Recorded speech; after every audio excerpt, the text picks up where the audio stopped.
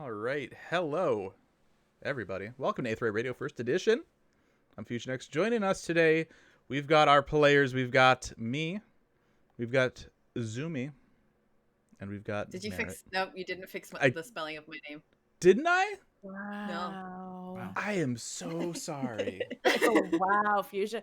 Well, I guess the episode's done for today. To be fair, you have misspelled my name, I think, on a few of the actual postings of the episode. Wow. So maybe this is just my way of getting well, you never told me. I know, that's also on me. It's all my fault. Clearly, if you both had just come up with better names like Merritt, it wouldn't even be a problem, you know? Wow. Well, you know, unlike 14, PvP is interesting in D&D. I'm sorry, that was just a low blow. I'm sorry. Oh my god. Wow, we're starting this one with a lot of sass, huh? Ever since we had Pook on, everyone's trying to just find a way to, like, one-up that thing. I don't want to. I don't think I can be that cruel. Yeah. The sass levels have gotten insane. They have. We haven't really we tweaked Aldino, our dear GM, DM. I'm louder. You should be a little bit louder. You should be good. If there's any audio issues, chat, let us know and we can make adjustments. But I think we're probably going to be okay here. We talking. We got voices. Words coming out of our mouths. I talk good. I do the talk good. I talk so good. I do the talk good. Mouth flaps. Excelling in mouth flaps. Mouth flappage. So right. I have a lot of feelings about all the things you just said. The word mouth flappage. Sometimes when you get more clinical, it gets more weird. You know, it's just I guess worse even. Yeah, it's not good. Sorry. It's all your fault again. What else is new? If the audio is good, it should be good.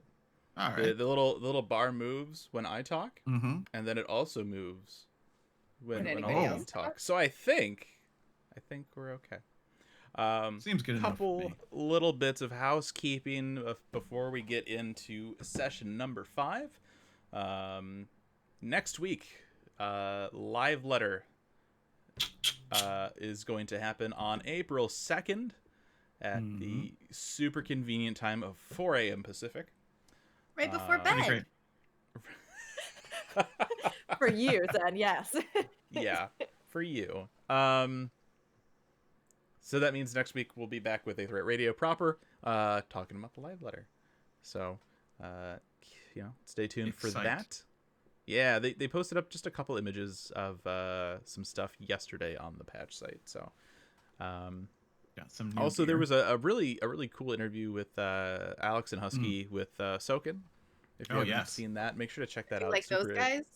Oh, that was pretty so cool. good. That was a really good interview. It was like 3 of the most exuberant, joyful, musically talented people all just talking. Just watching it gave me life. It's so good. And we have to say the new level or the new dungeon gear that we're getting. Yeah.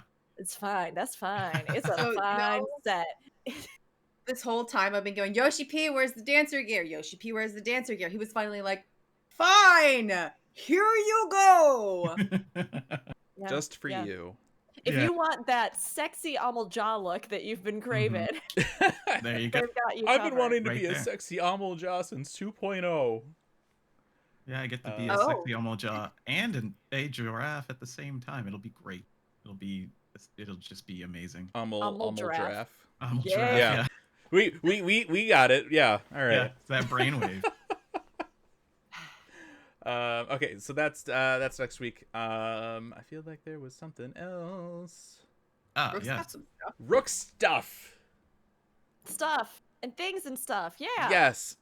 You got some pretty cool stuff going on this week, Rook. Yeah, it's all right. Yeah, it's cool. It's all right. It's okay. So for anybody who might not know, on Tuesday at 10 a.m. CT. Oh, sorry. No. Yes. 10 a.m. CT PT. CT? Think it's CT. I'm nailing it. We're The middle or the side? So good. Middle side. This is the problem when so many of you are PT and I'm always trying to convert times in my head. I believe it is 10 a.m. At 10 a.m. CT, you can find me on the front page of Twitch for Women's History Month. We're going to be playing some Final Fantasy XIV, and I'm also going to be raising money for the American Heart Association. So it'll be a great time. I'd love to see anybody, and even if you're just coming in and off of the audio cast, come get in there, support a good cause, and help bring more visibility to women on Twitch. We've had a great lineup this whole month. So if you haven't checked out those other broadcasters, be sure to as well. Yep, and that's twitch.tv/BrotaChess. It's in the chat. So make sure to give Rook a follow and hang out for that. It's gonna be check it out. Pretty cool. We're playing, I think 14 is the plan, right? Yes. We're gonna do some 14. Nice. Okay. And with visit all of the leaders and all of the nations because they're all ladies. Yeah, I'm gonna go hang out with some powerful women. I've downloaded some great mods so that Meryl Veeb can step on me for it. No, I'm kidding. Well, didn't see that coming, quite honestly.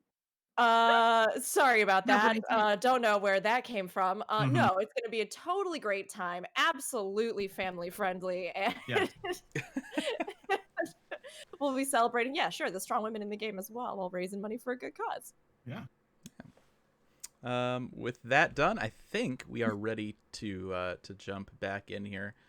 But last time we had a kaiju fight. Me and my infinite wisdom, I was like, One Eye, you should totally drink this embiggening potion that we got, and then he fought a giant Rafflesia, and it was wonderful. Yeah, he got pretty damaged. I just I'd like you to know that you were like, yeah, go for it, One Eye. He's okay. He's fine. He's just bleeding a little. That's fine. It's a little or a lot because he's giant. Well, he shrank back down. Where is he? I don't remember. It's hard for me to see until I click on someone. That you shrank him. Yeah, you shrank him down last time when we stopped because we had that horse issue in the other game that one time. Yes, there was another game using this system in which someone polymorphed into a horse, and I could not, for the life of me, get them back to human being.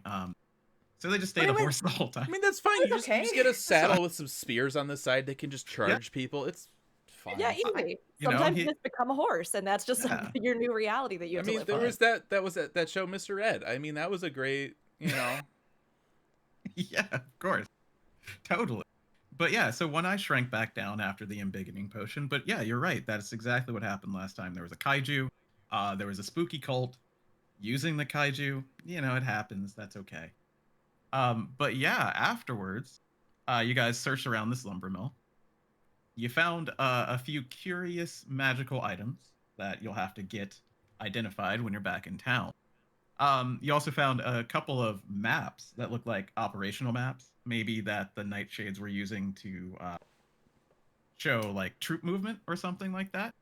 One of the maps you can definitely tell is depicting Ostal, the Ostal Imperative, far to the west of Lakeland itself. So that's interesting. And you did not kill the Nightblade. You have captured the Nightblade. I mean, he's been through so much already. Right. Just growing up with that name, and all the kids made fun of him in school, and it was just he's had a rough go of it already. Do we really need to make fun of him? Yeah, we did. I mean, I guess we could have put him out of his misery. Yeah. We're bullies. Oh no. Yeah. Oh, geez. So I believe you talked to him a little bit. Do you guys remember the conversation that you had? Not at all. Yeah, you just started really when we stopped. So I want to give you a chance to interrogate this man, if you'd like to, or whatever, because you have a captive now, and you're out here at this lumber mill, which is a bit of a way from the Crystarium. So what do you want to do? Up, Jarrell, did he show up? Yeah, actually, he did show up after the battle. Such a good retainer. I mean, excellent. He retained his life. He's not very great at fighting. Man, I said the magic word and everything, and he never. I mean, yes, he was on his way. That's what he said, at least. I don't know. I mean, dock his pay. Are you paying him? Not anymore. Quill. Not anymore. Quillman. I went through all the trouble of setting up that code word. It was going to be such a great thing. And then he doesn't show up. I rolled low on my jump. So I just kind of like jumped behind the other guard dude and was like, what's up? And it all fell apart. If he had come when I told him to, it would have been epic. Yeah. Meanwhile, Bards would have sung of that night. Yeah. Yeah, I think we did a good job. We cleared all the difficulty. We took a man hostage. We destroyed a giant plant. I feel like, even without Jarrell's help, we've come pretty far. We've done pretty well. Yeah. With us, it's a successful encounter if we take someone hostage at the end. So far, so good. Yeah, especially using the rope. We're kidnappers. Oh, I forgot about the kidnappers. Yay. Wow, the revelations about your alternate selves. We're bullies. We're kidnappers. Look, the rope. We're also murderers. The rope is like you've read Hitchhiker's Guide to the Galaxy. The rope is my towel. Okay. All right. It's important to have. You never know when you need a rope. That makes it less weird, but only slightly. It's fine. As long as it helps a little bit, I'll take it. So, was it me that found all this junk over here in this area that I'm in? Yes. Okay. I have all the loot. I mean, you informed the party about it. Yeah. I mean, we read it out loud. If it looks like there's any place else to maybe find interesting stuff, if there's the crates that are there, I might poke through them. But cool. Yeah, I'll let you know what you find just around the lumber mill. But yeah, so you've captured the Night Blade and also this grunt over to the left here that you jump behind. You had that epic battle with Aiden, but you did not. Yeah, it was so epic. It was greatest. Great. If we could just not talk about it ever again, right? That would be great. That would be sure. Didn't I kill steal from you? I have this vague recollection of kill stealing that moment. Yeah, maybe just a little. That might have been a thing. But yeah, so you found these items. Party. Everybody's kill counts for everybody else. That's true. Yeah, like Zumi, I think you were the one who got the last shot on the Yateveo as it was going to explode. I think it was you. Yeah. Yeah. It's brave. No explosions. No explosion. Could have definitely exploded. I discovered something about my character last time. Yeah. What'd you discover? Slight bloodthirst. Oh. Ooh, how fun! That's not worrying at all. Okay. Yeah. No. It's fine. No, it's fine. Yeah. Mm-hmm. So you have the Nightblade here. What do you guys want to do with them? So I'm looking through this crate and I'm like, looking for neat crap, finding some not cool crap. Guys, should we stay here? Should we maybe go? I don't know. Right. Do you know? I did a lot of library stuff back in the Crystarium. Is there any way? Is there some parchment nearby? Can I get him a name change form made up? Later, when we go officially to the Crystarium. Can we let him change his name to Dennis or something? No. He's a bad guy. Leave his name bad, so when he's in jail, everybody in jail can make fun of him. That's true. That's a good plan. If I'm remembering, I think we had some sort of hint that he might be being controlled. Do I remember that correctly? Yeah. That he may be under some kind of mind control type deal. Repeating the same phrase about those with weak convictions. That's right. That seems to be a recurring theme. You're not entirely sure. One Eye is kind of he's standing over this man menacingly. Just, interrogating him, where are you from? What are you doing? That sort of thing.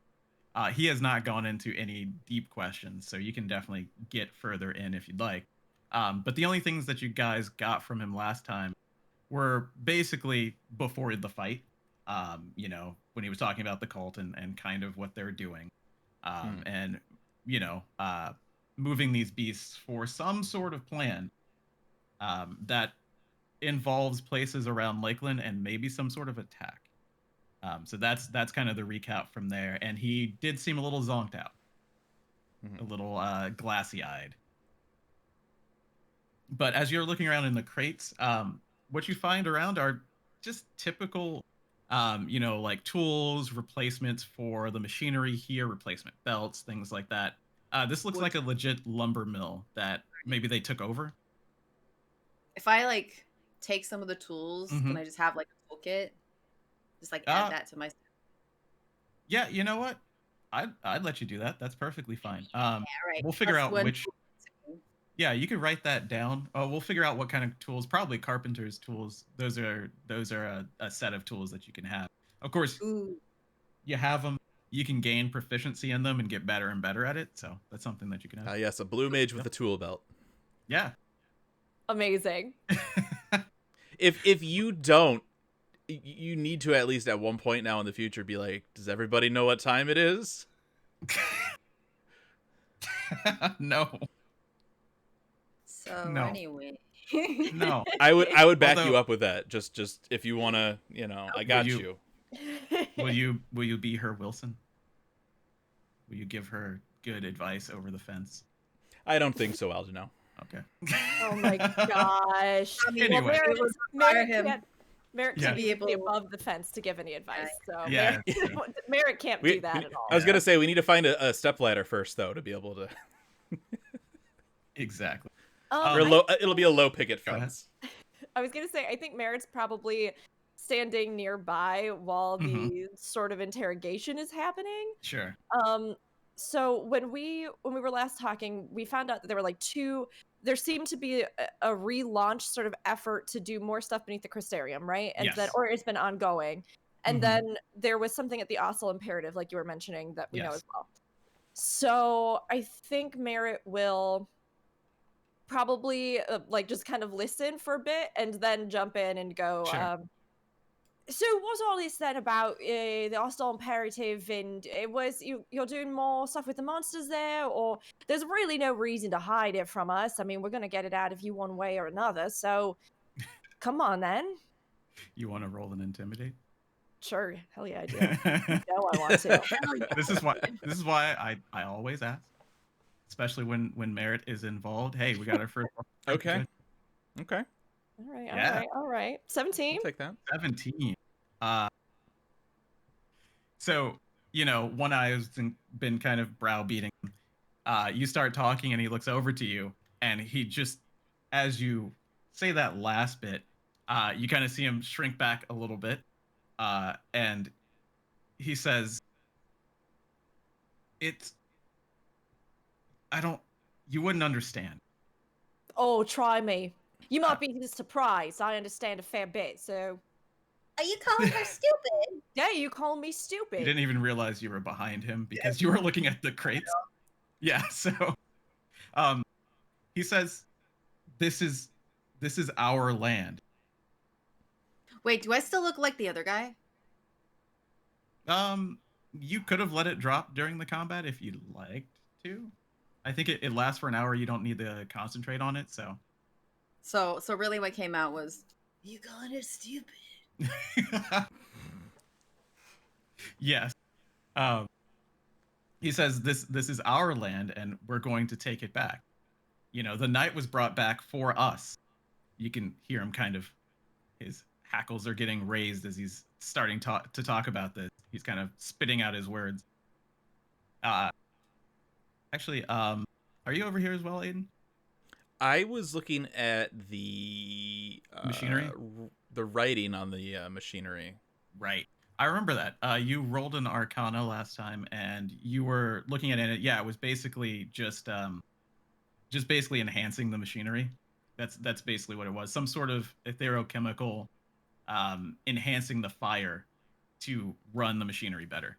Now, you don't know if that was there before the Nightshades got here, when it was a normal lumber mill, or after they got here and started using the Yate Veo as well. But it's definitely some sort of etherochemical formula to, from what you can tell from your Arcana roll, to induce combustion. So that's what it was. Every time you say that, my brain just goes, research facility. Yeah, exactly. But yeah, as he's answering, he's kind of getting into it. But that's where he stops with that. Do you want to ask anything else? So I wouldn't understand. I don't know, being a selfish little twit. Yeah, no, it's real hard for me to understand that sort of mindset. You're right. My little brain is very hard to piece it all together. He says, he responds to that like he just interrupts you. Selfish. Yeah, We're selfish. Yeah, you are. If you want something but you don't want to give it to anyone else, or you want to hurt them to keep it, I'd say that probably fits the bill, the definition of selfish. But what do I know? Yeah. So, Zumi, you notice One Eye's hand is on his hilt. Uh-huh. That's it. All right. I'm gonna come back over. Yeah. I'm gonna walk back over to everybody now that I've looked at this stuff here. Let me. I'm gonna also say that I can move. I just. While Aiden's walking over, particularly Zumi, do you know anything about, I don't know, some sort of spell or something that would magical sort of effect type deal? It's not really my area of expertise, but do you know something about that might, I don't know, change a bloke's mind, opinion, sway him one way, brainwash him? I just get a feeling that something's off with this one. Other than the name, terrible choice, but the rest of it, and the sheer amount of self-centeredness, but... He looks like he was trying to move toward you because he looks very upset with you. But he doesn't move. He knows his place right now, at least. Oh, so was he trying to get at her after she said all this, or before? Yeah. Like when she... As she's berating him still, he's just like. Okay. I'm gonna like lean over the guy's shoulder. Yeah. Just be like, dude, are you brainwashed? and I'm also kind of like gonna look up at One Eye.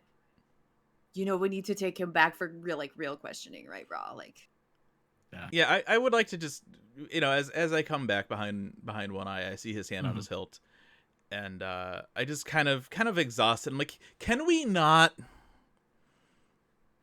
Bonk. You were gonna like come up. We were trying to do this, and you just came up, and you ended up being a kaiju chandelier. Can you just chill?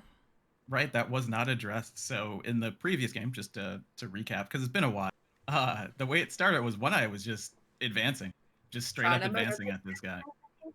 And when you talk to him, you kind of see him relax a little bit, just a little bit. Hand is still on the hilt, and he says, "I don't know that we're gonna get much out of him." Well, not with that attitude, we're not. Why not? I'm gonna put my hand on top of the dude's head and like lean on him. Like, why not? What's wrong with him? Like, shake his head around and shit. He says, I know this true believer type. Oh, so you don't actually know at all. You just want to kill this guy. Like, why? What issue do you have with this guy in particular? When you ask that, he says it's not him. It's everyone like him. You can see that he's much more intense than you've seen him in a while. So you have an issue with the nightshades in general? And he grips the hilt a little bit tighter, and he says, "These true believers, their cause, that's all that matters." Listen, this guy has some information in his little head right here. Sure. We need to take him back to the Crystarium so that...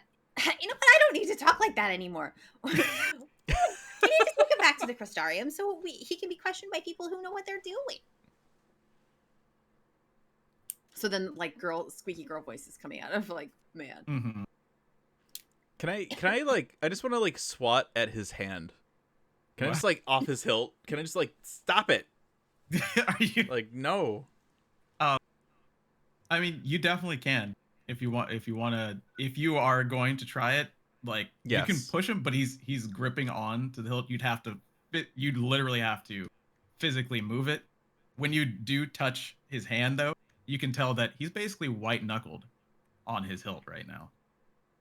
Merritt's gonna hold up her little hands and be like, "Look, the man's got a tragic backstory. It happens." And then she's gonna look back at the guy and be like, can you do something with your magic to see if this one's brainwashed or not? I agree, we should take him back to the Crystarium. But, I mean, if he's being controlled, it might be a lot easier for us down the road if we can break him of it. If not, and he's just a dick, then that's also fine. But I just figured we'd check first. I don't know any magic to help with that sort of thing, so it's probably better if we just take him back to the Crystarium, and maybe they have someone there. One Eye does not remove his hand from his hilt, but he kind of turns away from you, Aiden, and just, yeah. So you can go ahead. I had a question for you that's a sort of world question. Sure. Do we know if on the first primals were a threat before the flood that people would remember? And like, yeah, and or right, it's been about 100 years. The Warriors of Light on that server, I'm sure that they were fighting them. Yeah, and the Light Wardens and things don't have the same effect of tempering from what we've seen necessarily. Okay, never mind. I had the thought suddenly where I was like, could this be the effects of tempering of some sort? And then I was like, I don't even know if Merritt would have a concept of that being a thing, you know? Yeah. It's an interesting, it's an interesting kind of question there. But you know, as you're thinking, like, what the heck is up with this dude? One Eye turns away from you. He starts to walk away, and he says, "Then he's your problem. I don't even want to see him." And he just literally walks over here. Why are you so grumpy? And so then I'm gonna like swing back around to Merritt, like, did say that there was some kind of control crystal, like under the Crystarium or in an under place of some kind. Maybe that's controlling him. Well, yeah, he mentioned that's how they control these beasts, you know, like some sort of control crystal. Yeah, and it could be used. If he could use it on the Yateveo, I'm a blue mage, so I know what that monster was. Yeah. Then why couldn't someone use it on him? I mean, it seems as good an idea as any. So really, we should take him back to the Crystarium so they can study his little brain. See if that's what's wrong with him. He is pulling away, but he has no real leverage. You know, you're leaning on him, so whatever you do, he's gonna do. Merritt's going to get like right up in his face and give him the steeliest stare and go, "Are you going to try and escape?" You know, he looks right back at you and he says, "We will have our time." No, I mean not. No, that wasn't really an answer. No mysterious. Yeah, exactly. No mysterious half answers. You're literally tied up in front of us now. Just give me the straight answer. Are you or are you not going to try and escape if we take you back to the Crystarium? Did we tie him lets up? it hang for a bit. Yeah, you did. Okay, I mean, that's a you pretty used solid rope. I don't think he's going anywhere. Yeah. Yeah. Well, he responds and he says, "I'll go to your fool's prison." I mean, you wanted to be there anyway, right? So, like, it's fine. Okay, he knows he's not going to the fool's prison. He's going to the criminal's prison, right? Like, he knows that. The criminal's prison inside the fool's prison. It's not like a prison for clowns or something. Like, it's a very serious prison. Yeah, very whimsical prison. The whimsical prison. Yeah, right.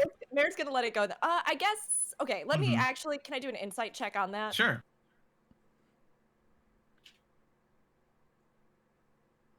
Oh well. I mean, well, that went well. Oh, boy. You found out so much information. You think that he's not going to like resist in a grand way? He's definitely not gonna just go along with whatever you're saying. You're not gonna get a lot out of him verbally, but it doesn't look like he's gonna. It doesn't seem like he's going to try and break free. Okay. At the very least, it seems like he is afraid of you, so he wouldn't do it near you. All right, great. Then I won't try and knock him unconscious. Yeah. Well, I mean, I'm not carrying him. He can walk. Right. But if we knocked him out, then we got it. It's the whole thing. Just Well, anybody got like a gag so he doesn't yell. I mean, No, you could nobody fashion does Everybody looks at Merritt- me, and I'm just like, Exactly. what? Merritt just looks straight at Aiden like, Got anything, brah? nothing? Oh, I No. thought. No. Really? What? Why would you think that? Oh, no. Hey, no reason. No With reason. my backstory of coming from a fishing village, I probably know some knots, right? Yeah, you definitely do. All right, I'm gonna like make a gag with part of Aiden's rope, just like tying a big old knot in the guy's mouth. Tie Okay. behind his head. We're good. He won't Not say anything. terribly sanitary, Right. but all right. What do you want? While you guys have been talking, Jarrell just kind of walked over to One Eye and is talking with him, just in general, trying to see what happens since he, just got here a few minutes ago. mhm. Yeah.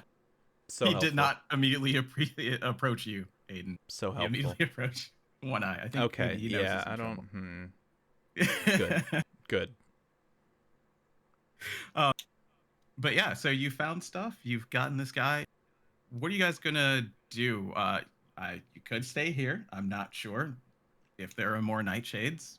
How long was the trip to here? Like a day and a half? Yeah, it was about a day. I mean, you could get back within the better part of a day. So it's about like 4 to 6 hours of walking. You could get it done. It Well, is it's midnight night. 30-ish.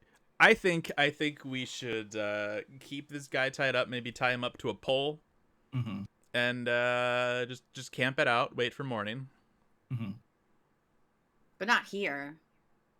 I mean, we gotta, there's some heat from the weirdly enhanced ethereal chemical burner on the side there. I mean, we got a roof. Face up the bad guys. Yeah, I mean, if Yeah, they but come we've back, or more fought 'em, people it's come fine. back. They're a whole I think- organization. I think my retainer can keep watch. He just No, he he- just showed he up. was late. He hasn't done anything yet. He's good to go for a few hours for Two. I say we get out, we go further away, we make a bit of a camp or something, wait until the sun breaks. You know how it goes, and then we set out and we get back to the Crystarium, take him back as much as we can, and then perhaps check out, whatever's going on with the Arstal Imperative, or see if the Crystarium can get anything else out of him, or... We could have what they call a short rest. We could take What a they short call- rest, you say? Brilliant. Why I do would you need say to that get phrase? some actions back. Why do you say that phrase exactly? I'm not entirely sure. who yeah. talks like that? What? I mean, it's up to you guys. Since you're talking about what to do now, One Eye would be a part of that conversation. He's gonna yell from where he is. He doesn't even want to approach. Like he's being very grumpy about this. Such a baby. Yeah, he's kind of being a child about this. He yells back, "I don't want to stay here, and I will if that's what you want to do." But Oh, that's dumb. and you look at Aiden when you say no. Merritt also looks at Aiden immediately after Zumi goes, yeah, that's dumb. Yeah. All right, it's a fine. vote. I mean, One Eye just wants to leave. That's But just- as Yeah, she but you know what? Who cares about what One Eye wants to do? I know. I'm he just telling he you what has One Eye a wants to do. pretty crappy track record as far as I'm It's- concerned about it's things true. to do. As Merritt she starts walking, and she walks past Aiden and like pats him on the back of the leg because that's all she can reach. And she's like, "You'll get him next time with the idea. Next one will be a good one." And then she just keeps going by. Mm-hmm. So I guess I'll get Nightblade Man up to. I just kind of hang my head, grab the end of the rope, and pull Nightblade. I'm like, all right, let's get out of here. All right. Walking him like a parent walks their kid on like a leash, just kind of like tugging him, like, come on. Well, you guys want to set camp anywhere in the wilderness? It's fine. You could go back to the Golden Table if you'd like to and get an actual room. Nah, it's up that to was you a guys. dangerous place for Too Jarrell. much suspicion, yeah. I mean, like, especially if we just have a tied rope man. I mean, That's true. to each their own. We might be able to lie about it and be like, yeah, he's cool with this. This is just how we're spending the weekend. But I think we should probably avoid public places. I mean, he's got the gag now. He can't say anything. It's true. We just kind of elbow him and he just goes. So anyway, I think like camp like a mile away, not necessarily directly between the two places. A malm away. A malm, thank you. Yeah, it's probably a different length of measure in the first anyway. So I want to know all of this stuff. I want to know all of that, and it's so I want to know. Give me Encyclopedia Norvrant one day, please. Give me. But yeah, so a malm, a mile, whatever they may say here, a mistel away. That's a very long cat boy, I guess. I was gonna say, like, that's a weird measurement. All right. Who knows? It just switches. The lore is that the longest mistil tail on record. That's how far away. Yes, let's keep it at the tail. It's like Rapunzel, but with a cat boy. I don't like any of this. Ron's Book of World Records. It's all recorded in there. Oh man. But yeah, you set up camp. Are you gonna force Jarrell to be the first watch? Yes. Okay. By himself? Well, if you do talk to him, along the way, he will apologize for not getting there sooner. He does not say why he didn't, but he just says, "I'm sorry. It took me a while to get there." At some point, I just like back into Zumi, right? Sure. Yeah. An hour after you did it. Yeah. Maybe scare the Nightblade a little bit. Can I? Certainly. Can I just like give Jarrell like just like a kind of like a once over to make sure he's kind of like sound and like he's okay to actually be watch? Oh, sure. Yeah. Roll an insight. So that's it's in your skills over there. I'm definitely gonna ask Jarrell why it took him so long. Sure. And you'll roll the insight on that. That's fair. But respectable. It's still at advantage for some reason. I double But clicked. that's Weird. okay. That's what it is. Well, that was okay. I see it. So we'll yeah, take 9. Yeah, why it took so long? Yeah. He says, I was just, man, you could see him just hesitating there. I didn't want to see last one. Face, like... He says, I didn't want to see last one. I didn't want to have to be the one to, and he kind of lets that hang. Do you want to see last one was the guy who, remember in the inn where some guy was like, oh god, I can't be seen by this guy. I think maybe only Merritt knows the full story. That's why he got the nipple twisty, because he was about to run away because he saw this guy. I just want to take a second to say that I love everything that's happening with all of our characters, but especially the fact that when describing Merritt, you can say the word, that's why he got the nipple twisty from Merritt. Really so glad I went with Dwarf for this campaign. Yeah. And Merritt in particular. That's how I got that full story. Really, really squeezed it out of it. Yeah, you definitely squeezed it out of it. Really twisted, not his arm. If we had like an anime intro of like little character moments, it would just be like guy in a bar zooms in X-ray pocket, and you just twist. It'd be so good. Definitely. The time Aiden blew a guy, definitely. Probably just so much has happened already. Yeah. We just spent a lot of fish. Yeah. You're hunched over as if you're doing like a fur ball, and then a fish just falls out. And you just pick it up and just slap people with it. But yeah, he says that he didn't want to have to be the one, with last one. But last one wasn't here.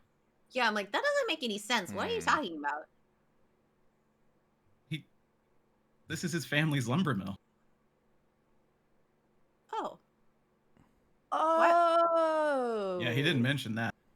Well, We're gonna have a long talk, sir, about your usefulness with our company of adventurers. I think. I mean, some of You know us what would may be? have told you how useful they thought he was gonna be.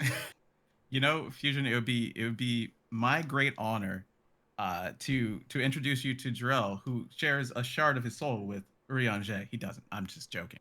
You know, keeping secrets. Oh my god. I'd like Wouldn't that be to poetic justice? kill Jarrell. Poetic No! justice. Wow, wow, wow. But yeah, when you all seem surprised by that, he'll say, "Did I not? Did I No. not?" No, you didn't. No. Yeah, no, you happen to never mention that ever. Yeah, he has a very sheepish look on his face, and he says, "Well, I used to work at this lumber mill with Laswin. It's the only job in town, really. You know, this or other lumber, operations. But yeah, I owe him a lot of money. How do you work someplace and owe people money for that? Well, I don't owe him money for work. I owe him money for not working and needing money. He's being very cagey about why, but it's not just me, it's my brother too." I don't want to pry into personal matters, but I'm going to do it anyway. Why do you need the money? Like, we didn't want to live here forever, okay? And before things changed, it didn't look good here. And we were just looking to get somewhere else, anywhere else. I understand that. And she actually does look like she looks sympathetic, like Genuinely understands. Genuinely, Sure. like, not just being saucy or sassy, just being like, "Well, no, I understand." Why would he be here? Why would last Yeah. he says, I thought maybe they were in cahoots. He doesn't seem to like him, but Yeah. I don't know. Because yeah, to recap, when you saw him in the inn, he was very angry at the night blades, or the night shades, not the blades. There's only one called the night blade, and he's kind of lame. That we know of. Yeah, that we know It's of. true. Maybe it is It's a true. title. Yeah. That'd be rough. So it's kind of you're kind of wondering why he would think that, but also he probably didn't want to see the guy. But he does mention that, we were never planning on paying him back anyway. We were just gonna get to the Crystarium and then wherever else we can get. Well, that's not very fair now, is it? Man lends you money, but you're not going to pay him back. We'll make sure that you pay him back. We'll make sure. Somehow. But you have to prove your usefulness and all that. He's not so happy with you. I want to look at Jarrell and be like, I thought you'd be helpful coming with us. You were late after I shouted my code word. My own personal performance was not great. I blame you for that. And also you didn't tell us about the lumber mill. I feel like that's a pretty significant piece of information that you didn't relay to us before we came out here.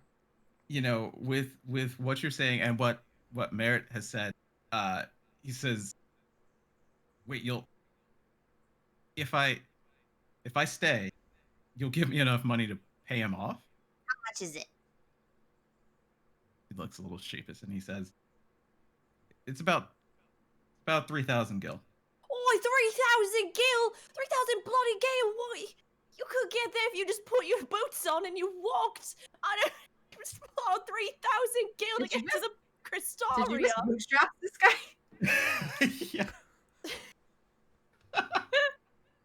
I love it. That's the dwarven ideal, right? Yeah. He says it's a lot of money for me. It's a lot of money for anyone. It's why you took out so much money from this. Yeah, no, look, we'll do what we can to help you, but you're going to have to do it yourself as well. I mean, it's not as though we're just going to hand it to you, so, work hard, earn it off, all that good stuff, but we'll do what we can. It's better to live an honorable life. Well, Jarrell looks at you, Aiden, and he says, I'll do it. Like, I'm sorry I didn't tell you.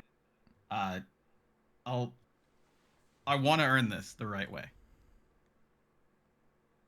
What do you say? I want to see if he's being sincere. If he really.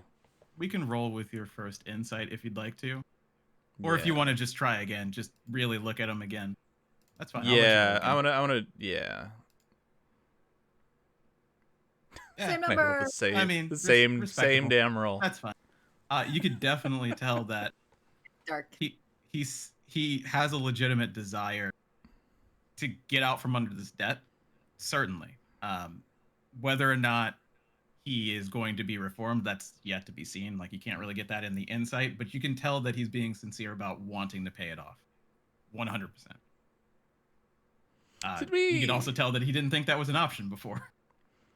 Bit of housekeeping. Did we ever establish any kind of like a payment for him as my retainer? No. I don't think we did. No, not at all. But you could give him a share. Well, not a share, but a portion of your share. Let's see. I do have.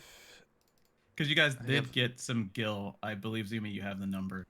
He actually got enough gil to pay off his debt, but not split three ways. I was gonna say, yeah. I think I have like 1,000 gold on me right now. I am going to pay him 100 gold. Okay. Just right now, I'm just be like, look, if you can be useful to us, there's more where this came from. And then I want to look at him like a parent looks at their child. Yeah. And I want to say, I'm not angry. I'm just disappointed.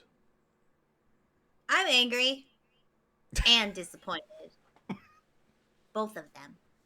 Well, he says, I will earn this. That's what he says. I will earn this, I promise you. Can't believe this guy let us down so hard when I taught him a dance. Gave him a chance. Give him a chance. Sometimes you mess it up a bit, you whiff it, but I like to see the spectrum of the party of this sort of acceptance of him. Yeah, it's pretty good. One of you is like, nah, just get rid of him. You can't have any of my money. But he will take the first watch. I'll join him if we want to pair off for watches. I don't know. Sure, makes sense. If you weren't, I was, because I don't trust that guy at all. Right. But yeah, you set up camp nearby, kind of in a clearing. I'm not gonna move you to the map unless I need to. But yeah, I mean, it is the wilderness. It is sort of dangerous. So since Jarell's on the first watch, I will roll for it. Moment of truth, buddy. Earn your keep. Wait. Before we leave camp, did we look at any of those glowy lights? Not in particular, but if you want to, as you're leaving, since you're gonna leave through them, so they seem to be some sort of ethereal, some sort of phenomenon. You're not entirely sure. We had talked about them a little bit. Yeah, I think they were kind of like will-o'-the-wisp. Yeah, but they don't seem to be sentient. They're just kind of motes of something hanging in the air. Weird floaty glowy bits. Yeah. Can I trick or something? Yeah, you definitely can. Let's see if I am on the thing. You know that thing. That thing. The thing. I am at advantage. Now I'm not. Cool. What? We are just rolling all day. 666. Wow. Well, that bodes ill for the first combat roll, certainly. Well for Arcana, though, that's a mark. But as your Beastmaster, as you're looking at this and kind of really trying to figure out what the heck this thing is, it seems to be some sort of residual aether. You're not entirely sure if it is because this area is just more. Yeah, you definitely can. It just because you can tell that it's not its own entity, right? A 10 because I have a +4. Which... Yeah, it's not its own entity. It doesn't seem to be thinking, but it is some sort of mote of energy. Leftover John. Yeah, you've heard of this before. It does happen, especially when, a ethereally charged creature is destroyed. Like, think back to the game of 14. When we kill some of these things, sometimes they have that burst and those kind of like wave of aether come out. It's kind of similar to that. Or like the whole monk thing, Yes. going to the site of big battles. Yes, exactly. Kind of residual aether, or the whole summoner thing, where you go to places that have residual aether to be attuned to. So But it's yeah, just leftover people / monster aether Yeah. bits. yeah. This area Environmental seems to be ambience. active. Yeah. So yeah, but Because that I can go through the closest one just to see what happens. it kind of swirls around. You kind of dissipate it. It kind of spreads out. It'll probably recoalesce after a certain amount of time anyway. I definitely giggle just like that. The cat just batted at something that was glowy. Yeah, I think that seems right. Seems on brand. Yeah. Right. But yeah, first watch is Merritt and Jarrell. So I'll roll for it and we'll see what goes on. Okay. Hey, look, a Okay. 6. Yeah, everywhere all the time. It's fairly 66. uneventful. You could talk to him if you'd like to. He's kind of in thought as you're kind of sitting there, or as you go and patrol from time to time. But yeah, you can talk to him if you'd like to. Sure. Yeah. Okay. She's probably been slipping her flask during watch because definitely. that's just, par for the course. But she does at one point when they're both seated together sort of say, "So, you mentioned you have a brother?" Yeah, he's surprised that you're talking to him in the first place. Two, he says, "Yeah, we're the He stops. Yeah, he's my only family. I see. Older, younger, same age, twins. Younger. Oh, aye. Why is he not with you then? Was he? Oh, hold on. He wasn't one of the ones we offed down in the sewers, was he? He looks pensive. He says, "No. He's somewhere else with them. I don't know where. Oh, he works for them too then? We both needed the money. Any chance you know where he's stationed? I thought we were going to be working together, honestly, and that didn't work out." I see. Well, look, I understand. I've got 3 sisters myself, so if we keep doing this and you're with us and we end up where he is, just let me know. We kill a lot of people so far, it seems like, but I'd hate to be the one that killed him. So we'll try and not do that. She kind of sits there awkwardly, like. He's a little quiet, and then he just says, "Well, thank you. If I see him, I'll point him out." All right, that's fair. I'd always like wanting to protect someone. I understand. Yeah. And then there's awkward silence. Just you want to talk now. about anything else. Now the awkward silence comes. Now the awkward silence sets it. No, yeah, they just sit there in real awkward silence Yeah. for every minute that passes. Take Sure. another sip, just keep going. So so that watch is uneventful. We'll do one more in the night. So who is part of that? Who wants to be second watch? There's only 2 in the night. I mean, I'll do it. Yeah. By yourself? And One Eye will go. I'm gonna sleep all night then. Yeah. One Eye usually look at takes you. one. Getting a full night rest. Look at you. Yeah, Listen, that's I'll do it. I'll do it with One Eye. Yeah. Okay. Do you want to roll for the encounter? The possibility of an encounter, if you want to. Yeah, sure. Don't. No, make One Eye do it. He's only got one could. eye, though. I mean, that's a disadvantage. At the bottom of your screen in the macro bar, you should have one that looks like a chest that says percentage roll. Do. That should be the easy way to roll that. Boop. Because it's just, you type /R1D100, but this is, ooh. More interesting. Okay, that's up there. That's a little higher than the last one. It's a little more interesting. So you are on watch with One Eye. You know, you switch over. And One Eye, you know, you haven't had very much. Yeah, I don't think you've had a chance to be on watch with him before. But he is. Watched before. Yeah, I don't think so. Yeah, we've never done watch before. This is new for everybody. He is extremely rigid about procedure. It seems. I think he's just cranky. He only got a couple hours of sleep, and now he has to stay up. And I get it. He hasn't quite told you what to do, right? He's not saying this is what you need to do, but he every 10 minutes, on the minute, he will move from the central location that he was at, do a round, and come back and sit down. He doesn't really interact with you if you don't interact with him.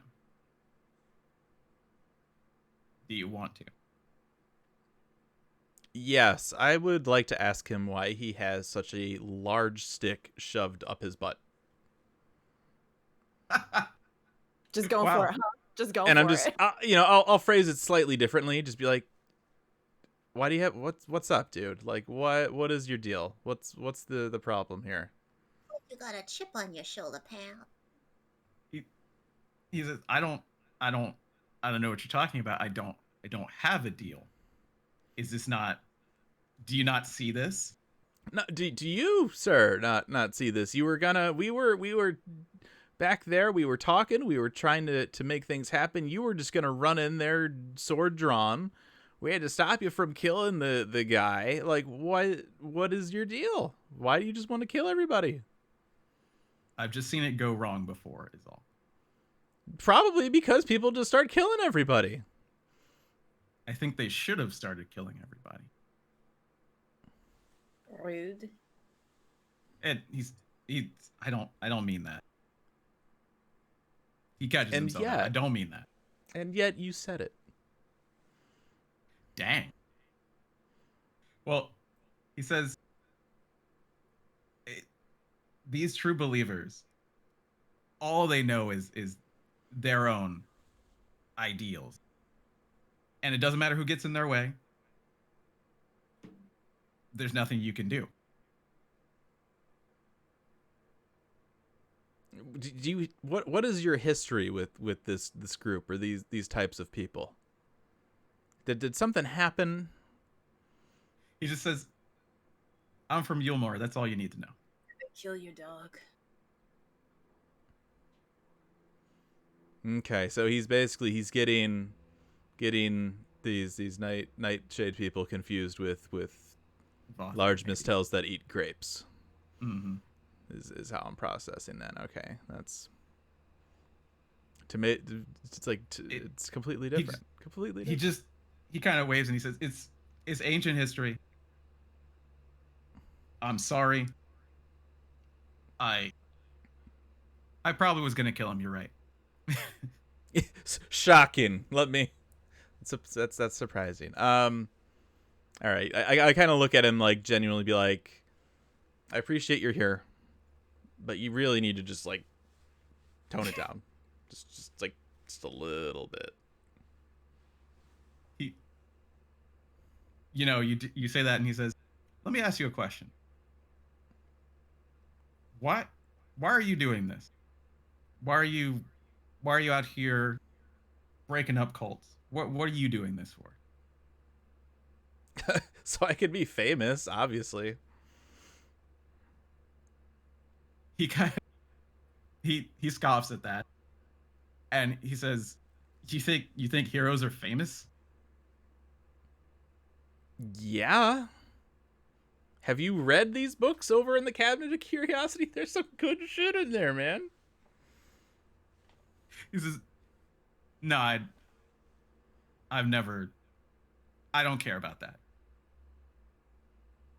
I guess it's a reason, he says. Okay.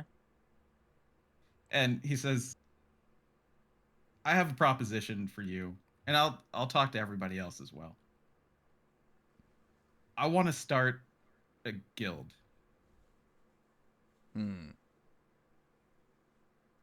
He kind of sits down, after that. He was standing. He sits down and he says, there's not enough people doing the right thing. And I think there should be more. And this was kind of me trying to figure out if I could use you. I don't know if our definition of the right thing is the same. Fair. With how you've been behaving. He says, fair. I wasn't looking to be a part of it. I was just looking to run it. So you don't have to trust me. Yeah, but like if you're running it, you're telling us like what to do, and I don't know that I trust your judgment. I feel like that's I don't know. He's nodding along and he says, well, you've proven you can stop me before, so. Yeah, but like why would I want to have to like stay like go and join your guild and then like continuously have to like that's not fun. I'm trying to be better about my mental health. I don't want to have to deal with that kind of stress and, trying to work on me. He says, well, just think about it, okay? I'm going to do it with or without you. That's. I mean, all right. You know who else started groups thinking they were doing the right thing? I just kind of like point to our dude tied up. Just saying. Oh, I wish I had a sound drop for like the MLG horns. Wow, sick burn. Sick burn. Oh, sick burn. Oh, 1 sec. I was not expecting this conversation to be so good. I'm over here on the edge of my seat. Soon as the DM says 1 sec, oh shit. Oh. Oh.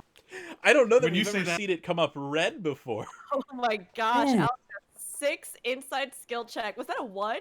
That was a 1. A natural 1 for 1 up. He when you say that to him, he stands back up and he raises his voice. And he says, How does anyone know what the right thing is? I'm on the side of doing better for people. Zumi, you wake up to this no matter what. I was gonna have those cat ears. Yeah, exactly. I was gonna have other people roll. You thought you were gonna get a full night's perception sleep. for me. Sure. Yeah, we thought we all were. I had no idea how this was gonna go. Okay. Who's going on? Who's getting murdered? 11. You definitely, 11. You hear it. You can't really make it out. Zumi, you could make out that he says, I'm on the side of doing, good for people. So you hear, side of doing good for people. And that he stops there for a sec, and then he says, you just want to be famous? He doesn't even know what to say about that. So I say, I've spent my whole life reading all these books about heroes and people that thought they were doing the right thing. History has a terrible tendency to repeat itself. Forming groups to think they're doing the right thing, there's been a million of them. Have any of them actually ever been right? Is there such a thing as right? That sick intelligence that Aiden has, yeah. One Eye says, but you have to do something. I'm tired of doing nothing. I'm just tired of doing nothing. Well, going around and trying to kill everybody isn't gonna... why do you think that's the solution? Bloodshed is just gonna cause more bloodshed. Zumi or Merritt, do you hear it or do anything, or are you just kind of chilling out? I have figured out that nobody's getting murdered, and I'm just kind of staring at them like, you gotta yell for this? Did you get up and come? I was having a fantastic dream about my fish and my tool belt. How far away from them am I? Within 30 or 40 feet. They would be within the same camp. So I'm just kind of like, still sitting up, like, just kind of looking at them like, is this really happening? But not moving yet. Sure. Just chilling. That like One Eye doesn't notice you. Mm. I think And when Merritt. I think Merritt has maybe. Oh, I'm so on the fence. Yeah. I think she has kind of like poked her. Are they intense or like bedrolls? Bedrolls most likely. Okay. I think she has sort of like half woken up and she is kind of listening. Okay. When you say going around killing everybody is not the right way, and it doesn't have to always be killing. That's not what I'm saying. I'm just saying, look, I'm sorry about that guy. But I don't think it's a good idea to let these people do what they want to do. Well, no, And we can. I don't think he's going to change his mind. We can still stop him without killing him. You're 2-for-0 on like not wanting to kill people. Like you're always trying to sneak. You're always going for your sword. Like you're not even giving us really a chance to do. Thank God for my rope. I'm glad I brought my rope. He says, "Okay, look, maybe that was intense. It's been a while since I've been in combat, but I don't agree with keeping him alive. I'm sorry. I can't agree with it. I won't go behind your back. I want us to have mutual respect if this is going to work, but this is why, this is why I trust." And he stops. Mostly, this is why I think that we could work together. And I say, because he's sitting down now, right? Yeah, he's I'm sitting gonna down. interrupt. I'm just Yeah. gonna interrupt from across the clearing. Oh, you trust us? That's all. Okay. I'm gonna stand up, look at him, and say, "I wish I could trust you," and then I'm gonna do a patrol and just walk away. Oh, hot diggity dang! Drop the microphone. Yeah. Well, as you walk away, he's just sitting there, kind of nodding, like, okay. He doesn't really, make any moves or look extra angry or anything. But you go and do the patrol. So the rest of the people in the camp, it gets quiet then. You want to say anything, or is it back to sleep time? I think it's probably back to sleep. Well, it's probably time to move out soon, right? Well, it depends on if they want to talk to One Eye in this moment, because they're both awake. Oh, right. Know yeah. if they're going to stay up or go back to sleep. Yeah. You're going patrolling, yeah. Yeah. I think Merritt will probably kind of rub her eyes and like sort of try to piece together what was happening a little bit, and then just go back to sleep. Yeah. Okay. Zumi, One Eye is still sitting there. He did not respond to your you trust us? So I guess I'll get up and I'll kind of like bobble over, very still sleepy. Flump down. Yeah. Hey. So he was trying not to look at you as you came over, and then you said hey, and he's like, So like, what happened? Is there an explosion or like there was a loud noise? It was just a conversation. I'm sorry. Oh, so you're yelling. That's cool.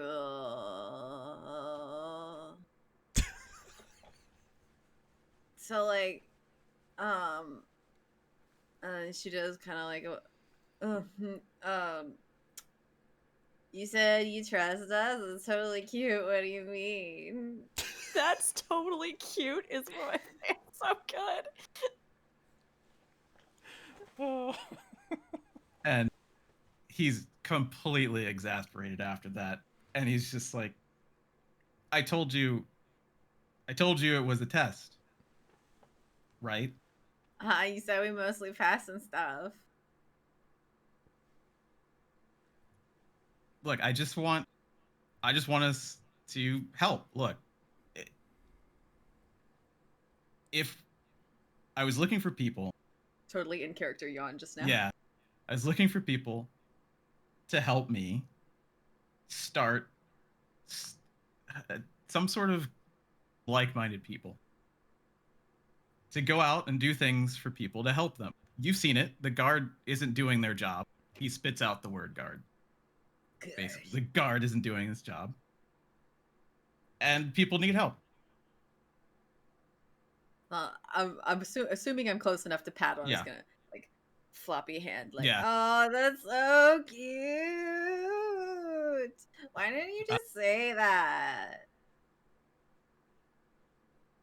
It sounds crazy. Like he just thinks about it. Sounds crazy. That doesn't sound crazy. You want to help people? That's nice. Yeah, I guess so. That's all he says to that. I'm gonna put my hand back like on his arm or something. Just, hey, I gotta ask you. Why is your name One Eye? Oh my gosh.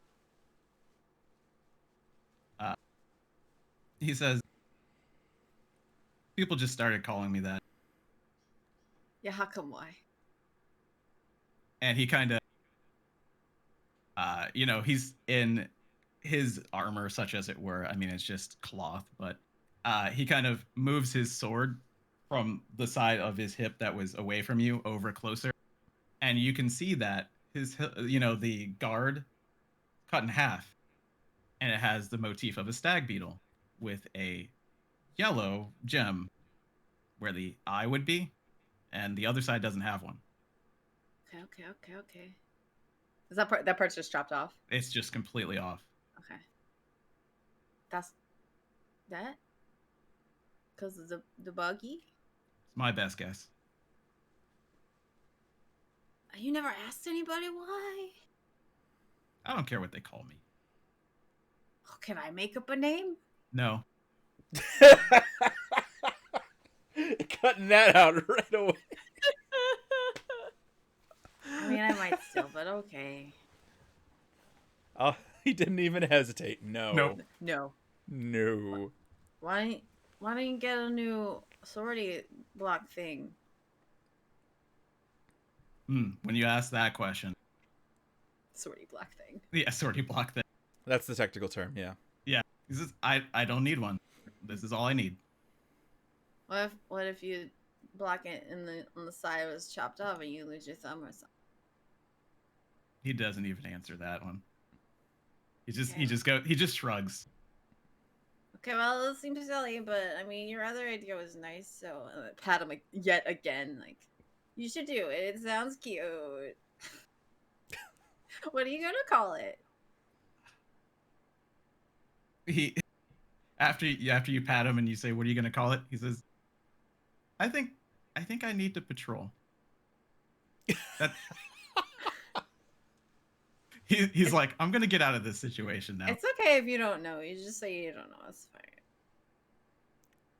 I haven't really thought about it, but you know what? I'm gonna think about it now. Okay, bye. Yeah, you go back to sleep. Okay. As Zumi starts to walk back and he sets off for patrol, Merritt's gonna like really blearily-eyed kind of look over at Zumi and be like, they're not killing each other, right? They're not trying to kill each other. He just kind of stops like he goes back to sleep. Merritt's like, all right. Goes back to sleep. Fine, good enough. Whatever. Oh, But I have to say, I didn't expect that to happen during the camping. But that was fun. That's good. I love it. Look. If there's a mic, I will drop that sucker. Yeah. Oof. I will frosty jump relationship and here. just Some good character contradictions. Some good conflict that can lead to future growth. That's so cute. You should do it. Yeah, I love Zumi's like metric of judging of things. Is it cute? Yes or no? on a scale of 1 to cute. It's a maybe. But the night passes uneventfully. Other than that, it's a fairly safe area. Fairly. Now that most of the, now that the Light Wardens are gone and most of the Sin Eaters are kind of gone. But yeah, you wake up the next morning, ready to travel to the Crystarium. So when we wake up the next morning, since I'm coming off patrol here, I want to go around and just gently wake up everybody except for Jarrell. Okay. And I want to be like, okay, I'm still a little iffy on Jarrell. I rolled a 6 several times, not 100% sure. Yeah. So I would like to test his loyalty. Mm. So here's what I want to do. Yeah. I want someone to restrain our prisoner. I'm going to untie him. Untie who? And we're just going to walk. I'm going to untie him with the rope. Yeah. And we're just going to walk like 40 feet into the woods. Nope. Veto, straight up. As soon as he's like, let's untie this guy, Zumi's like, hell no! Okay, fine. I see. I understand your concern. So just, we'll leave him tied up. Just take him like 30 feet in that direction. I have a plan. I want to make sure Jarrell is still on board. Why don't wanting to be we useful. just leave him? Why don't we just walk away? And if he comes back, then he's loyal. I mean, he's just gonna think we left him like a dog out in the middle of nowhere. Why are we? Let me finish. I'll just cook up some sausage. Let me finish. Just take prisoner guy. Take Mr. Is it Daybblade now? I don't know. Does it change with the time? Just go out exactly like 30 feet and just give me like 2 minutes. Okay. Well, it's up to you guys. We'll all go together. We'll leave him, and we'll just go out just for a little bit, like 30 feet. And then? Then I'm going to test Jarrell to see how committed he is. How is this a test? I mean, I'm guessing he's gonna try and kill this Nightblade fellow. I see if he tries to jump to his defense. Is that what's happening? Am I getting this right? It's bloody early. Last night I gave him one very simple job and he didn't do it. If he can do it this morning, I will keep him around. Your plan is super vague. Can you be a specific? Oh, he's gonna call out the word and see if he comes running then. And I just kind of do like I point at Mary and go, you get it. Yeah. You understand what's going on. Let's go to the woods, I guess. Guys, Mary does not look pleased about this. Yeah. We go out a little bit and I just, I believe, was it Pineapple? Was that? Yeah. Yeah. So we get 30 feet out, just enough that we can't quite see back to the camp. And I just scream Pineapple and see if Jarrell wakes up. All right. I'll give him, just because it's funnier, I'll give him a chance to fail this. Once I remember how NPCs work with abilities. Here we go. Oh, well, he's got a great chance. He doesn't. Oh, no. Hey. He's fine. It wobbled back for a second. I was worried. Yeah. Yeah. He has a -1 to his perception.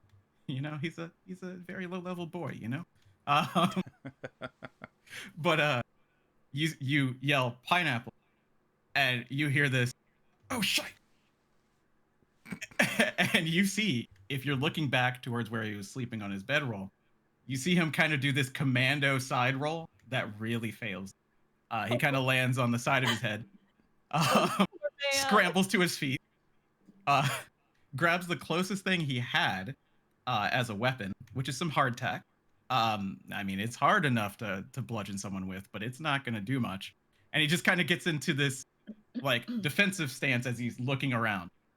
He can't immediately see you, but he kind of kicks up his belt that was on the ground, which has a dagger in it, which is a pretty cool move. And he's armed with his dagger and he's moving towards the sound that he heard because there's nobody around. So when he says, "Oh shit," Sumi's like, yeah. Garrett looks impressed. Well, when he first does the roll, yeah. she kind of goes like, "Oh boy, yeah."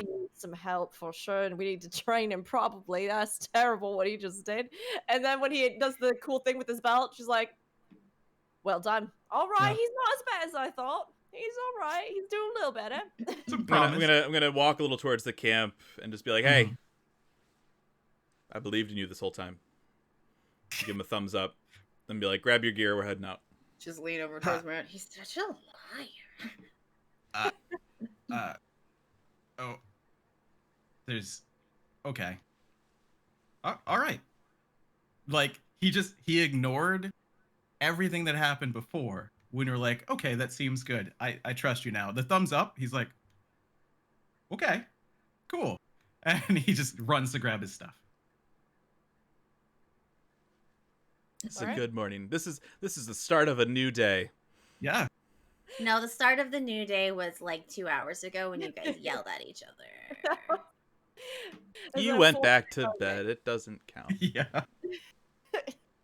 All right, Well- Merritt gets packed up, ready to go. Yeah.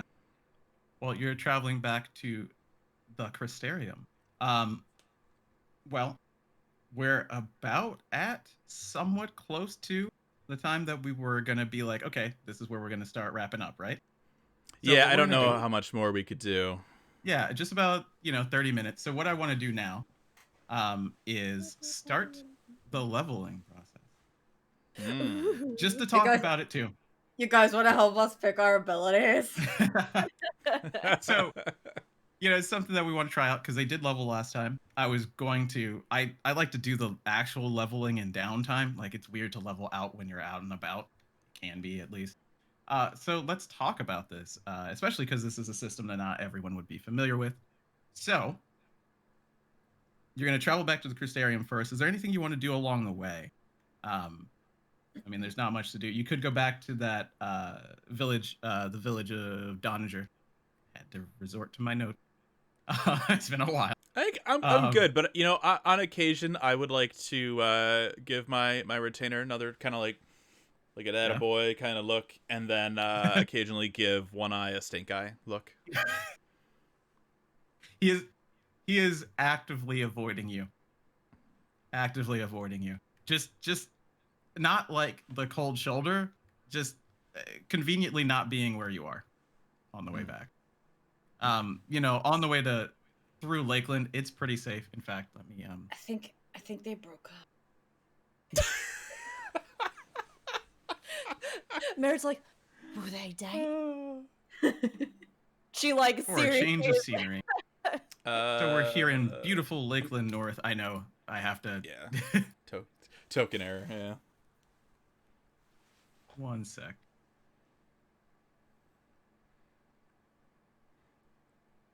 Also, like, definitely on the way, I'm gonna at some point like try not to be super terrible, but like kind of lean down, shuffle next to Merit so I can have a whisper conversation. Oh hell yeah, Merritt's all about it. Right. And right. How's that you look as through you the kind of observer? bend down, she tries to make herself even bigger to like try and be taller than you. Hey, guess what I figured out? So like, check out One Eye sword over there. Do you see the like blocky thing? You know what I'm talking about? Yeah, you talking about the protector? Yeah. So Yeah, like, yeah. it's only half of it, yeah. Oh yeah, you're right. He should get that fixed. That's irresponsible. What happens if he goes to block something? It slides right down on the It grip gets there. his thumb. That's what And then I it gets his said. thumb. Exactly. It'll chop it right off. I've seen it happen. But look at the bug. That bug only has one eye. Oh, is that why they call him that? That's what he said. I don't know if he was lying, but I that's what he mean, said. that's pretty interesting. He seems a bit of a shady. Well, maybe not so much shady as in completely and utterly unable to share anything about himself or contain his own rage, sort of deal. You know what I mean? I think secret Specific? something else, but he just uses that to like cover it up. Yeah, I think I he mean- felt bad about waking me up, and so he gave me the fake story. I mean, he should feel bad waking somebody up who's trying to get nice sleep. It's a really pretty terrible thing, to be completely honest. In fact, I'll only do it in games. Because didn't he say something about? Didn't we? Was there something about him being a knight of I don't know, that one old kingdom? or something like that. Seems like there's something bigger going on there, you know what I mean? I mean, he might be holding on to it for sentiment's sake or a long-term sort of, I don't know, a trip of vengeance kind of deal. Definitely. He seemed like he wasn't interested in getting one that wasn't broke. I mean, maybe we can get him one, like a nice one for a holiday or something. He could just put it on over top of the old one, right? How much could a katana cost anyway? I mean, do I hear any of this? Do I hear any of this conversation? We're doing a whisper, but Merritt's not always as good at whispering. Yeah, you definitely can. Certainly, you could definitely hear it. If you, go ahead and roll the perception. How do I open up? Also, how does the background look on the observer? Pretty okay? It's good. Yeah. Cool. Where do Beautiful Lakeland North. I usually click on my guy to do this. How do I open up my? Double click in the character. So right side, the icon that has people, like 3 people side by side. 3 dudes. I got it. Okay. Like us, then you can... 3 dudes. Yep, we're good. Well, yeah. 3 dudes. That sounds like a Rick and Morty thing. 3 dudes. What perception? Yep. At least it wasn't a 6 again. Was it over 10? It was 10. It was 10. 10 is good enough. Yeah, 10 is good enough to hear it. You're not. Well, actually, no. You were whispering, right? Yeah. Okay, then no, you can't hear it. Aw. If it was regular speech, I would say a 10 could get it. Whispering is. I had such a good witty comment too. Oh well. I know. I mean, you could still tell us if it would make you feel better. Yeah, I was gonna lean in and be like, yeah, he should get that fixed. He wouldn't want to be called one thumb. Oh my god. That's pretty good. That is pretty good. Right? Yeah, that is pretty good. Stupid 10. But yeah, traveling through here is not very dangerous. Every once in a while you'll have your monsters that are near the side of the road, strangely not on the road, and they just kind of mill about. It's weird, almost like it's a video game. Aldian, no. But no, just Lakeland itself has some patrols. But yeah, so you make it back to the Crystarium unharmed. That was such a nice trip, even though we had like some angry dudes and a guy on a leash. Yeah, good. He didn't try and break away. This one behaved. Those ones didn't so much, but they didn't kill each other. That's all I really cared about. Joe proves you got some good moves. It's pretty good for you. Now, I do wish that the tavern we went to didn't just serve swill. So you can't have a good journey. I mean, I know him. I knew he was going to serve swill. I keep telling him over the years he should serve something better. But does he listen? No. Did he hire me? No. So you can't help it. Overall, pretty good journey, I'd say. Got to beat some things up, kill some things. Mm-hmm. Oh, and I found some stuff. And I like hold up my bag. Like you can't really see it inside because it's like rings and stuff. But I've probably obviously been carrying this staff that I got out of nowhere, right? So yeah, and I found some stuff. So yeah, let's get all that stuff identified. So as you get into town, and I guess you guys are gonna drop him off with the guard. Yeah. I don't know what the first thing you do. Hey, yeah, we'll drop him off at the guards, like we're dropping off our kid at daycare or like the little daycare center at IKEA while we go shopping. Like, all right, you stay here, and we're gonna go get some cool stuff. And yeah. Well, when I asked you to stop by his room after you do that, he's gonna go to his room first while you're dropping them off. Are you gonna make tea? Probably. Do you want some? Yeah. Okay. Thanks.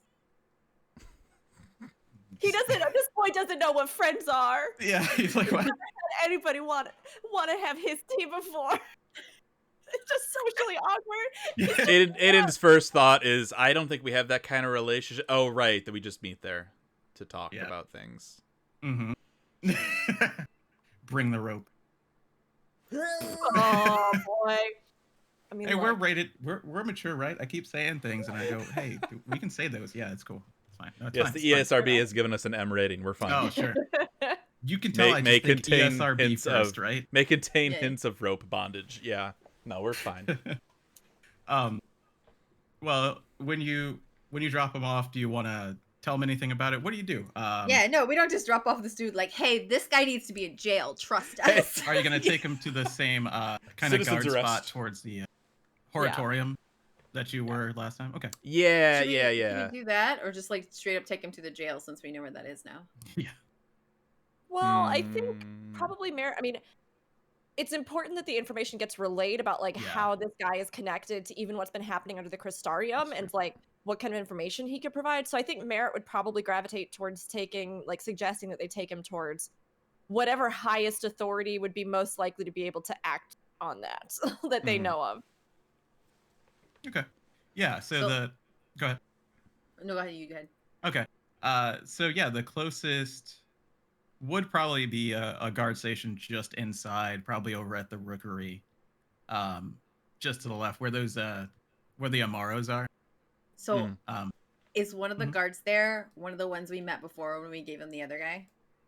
No, not here. He that would have been Boo. closer to the Horatorium. Okay. Can I But just that's fine. can I just do a moment as Sure. they go past the Amaros? You know how there's the little fountain and the Amaros are around the fountain. Merritt does start to drift to the side without like making any commentary and goes over to them and pulls out of her pocket like a little treat and just like reaches up to feed it and like pats them on the snoot just a little bit. And then it's like, good to see you're still doing well, both of you. And then just like goes back towards the rest of the group. She done love This Well- is just, it just took me, the character spoke through me Yeah, that you couldn't go past the good boys without showing them some love. So I get it. I get it. I totally understand that. In fact, the boy, I wish I knew the first. This is my feeling. The first name for the Amalja, or the kind of looking like yeah, Amalja dude. the caretaker Yeah. that's there. I don't know what his name is. She definitely knows him though and like waves at him. The first, peek behind the curtain. The first couple of times we ran this, I had 14 running in the background, so I could be in the Crystarium and try and find names. Amazing. But yeah, it really, for some reason on my machine, it doesn't like my green screen when I do that. That's why it was glitchier those first two times, so I just haven't. But yeah, mine I was would doing have that been, too. yeah. I don't know why the heck that was. Technology. Yeah, whatever. Technology. But the caretaker, for the other two, you notice that the caretaker just kind of waves to her. Kind of, there's some familiarity there. Okay. All right. Okay. Yeah. Okay. But yeah, you find the closest guard you can, and they take you over to a guard station kind of near where the cannons are at the far side of the Rookery. If you're looking at this, the far north side of the Rookery. And so there's a little guard station, and they take your story, and what do you want to tell them exactly? I think it's most important, like she kind of recaps Sure. the fact that like, I mean, the group that they had found and like apprehended and like obviously contacted them about underneath Mhm. the Crystarium is connected to this larger group and that they had sort of figured that out and kind of outlines it. And she makes sure to like in really, really just like intense detail explain the whole moment where she twisted a nipple in a pocket to get the like to help facilitate the information. And then she kind of skims over the rest of the info and then ends up at the she kind of rambles through it all, ends up at the nighttime in the facility and Mhm. who this guy is and that he seems to be somebody of authority and like shares already what they knew about there being the crystal and stuff underneath and like gives an actual robust summary, like Okay. she a good robust summary. As they're taking down the information, they're like, all right, Mhm. what's his name? I just want to like look at him, kind of like elbow him just a little bit, be like, tell him what your name is. if you okay, he doesn't seem, well, first and foremost, since you're interacting with him now, I'll let you know that as you're getting close to the Crystarium, his eyes are fixated on the spire, the tower itself. It doesn't see, he seems awestruck Do you almost, think in a this way. guy's gonna explode? He looks creepy. Well, he just seems like maybe he's never seen it up this close before. Mhm. It is an awe-inspiring, it is crazy to think that this giant tower exists. And if Mhm. you are not used to being this close to it, it's kind of insane.